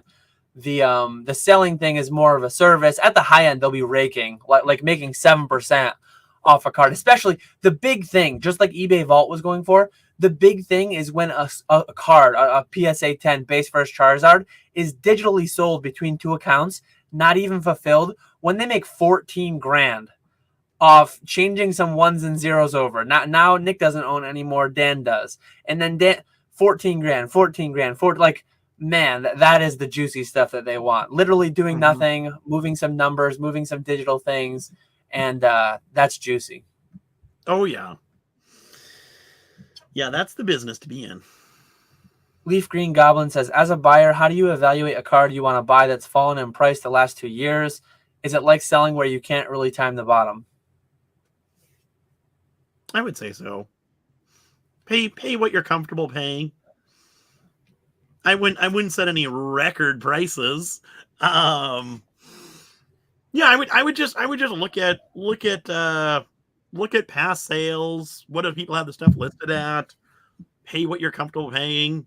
If you think it's going to drop more, if it's like a WotC card, the longer you can wait, the better off you're going to be at this point. Those things are just dropping like rocks. But yeah, I would. That's what I would say. Well, I mean, it's a very diverse market. There's a lot of different things. A lot of WotC has ticked up a little bit in the past. I mean, some of it, little bit, I say. Some of it's 30-40% up. Some of it is still flat down. Like, there's so many different things that you can't say one sweeping statement. But yeah, it all comes down to. Oh, go ahead.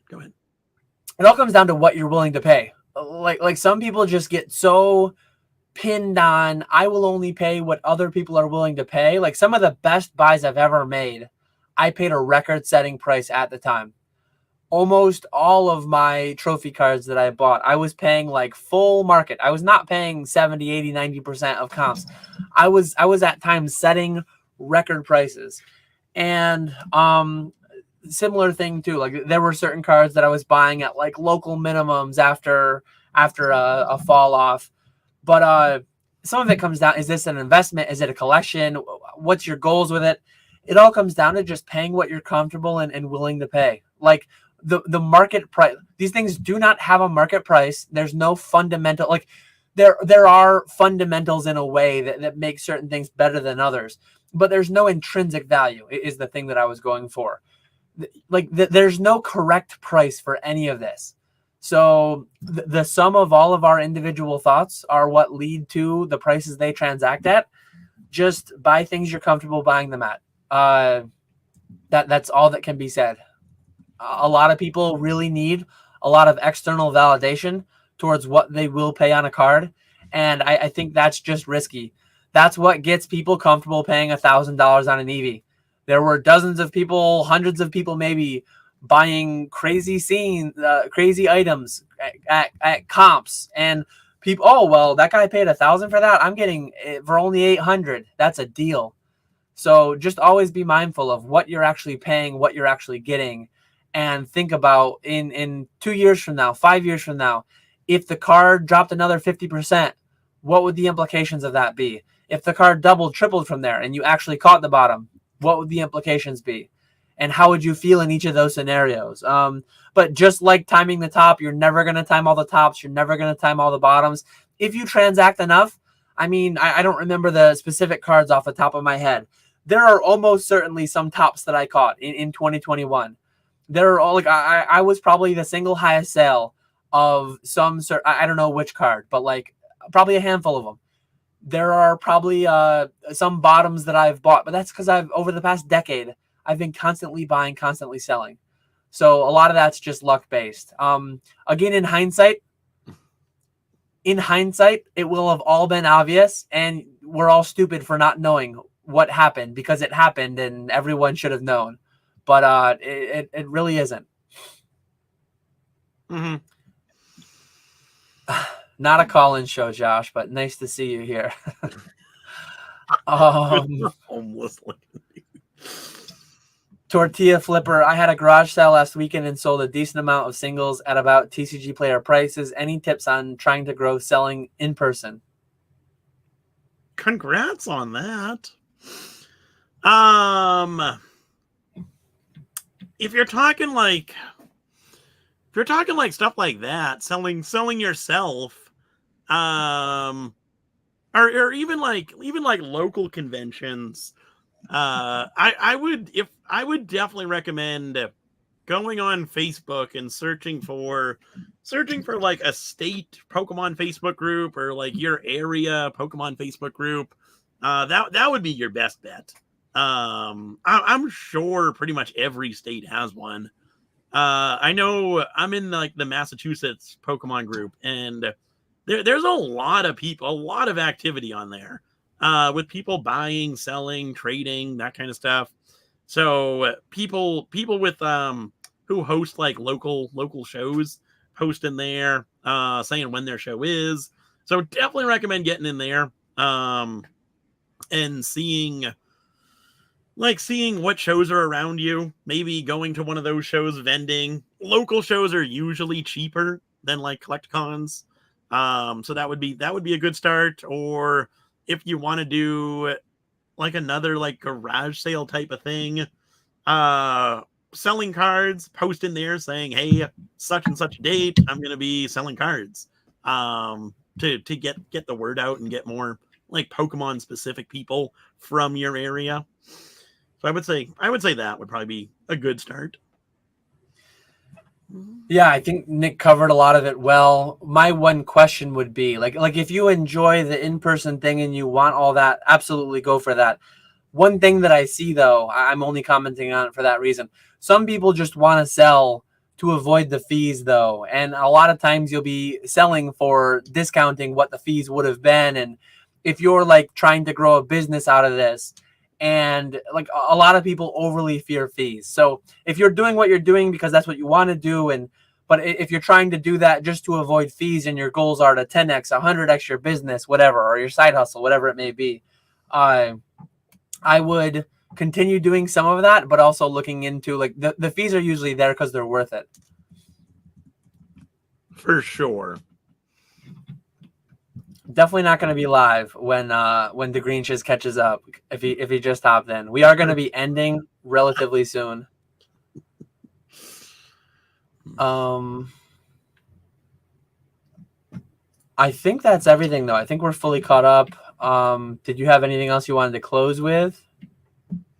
Go check Nick tonight on eBay Live. Yes. Check me out tonight. No, that's about it. I am starving, so I'm ready to go. All that food talk, man. Now we gotta. Yeah, we talked a lot of barbecue.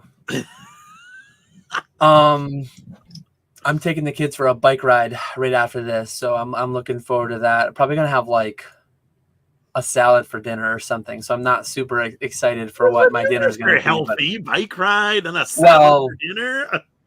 Retro's behind, so he won't be able to vouch right away, but he will vouch. And that what I call a salad has a whole lot of meat, a whole lot of cheese, a whole lot of croutons, a whole lot of oil and vinegar poured over the top. It's really pushing it into the territory of like, is this actually still considered a salad? But yeah, salad, air quotes. That's it for this week.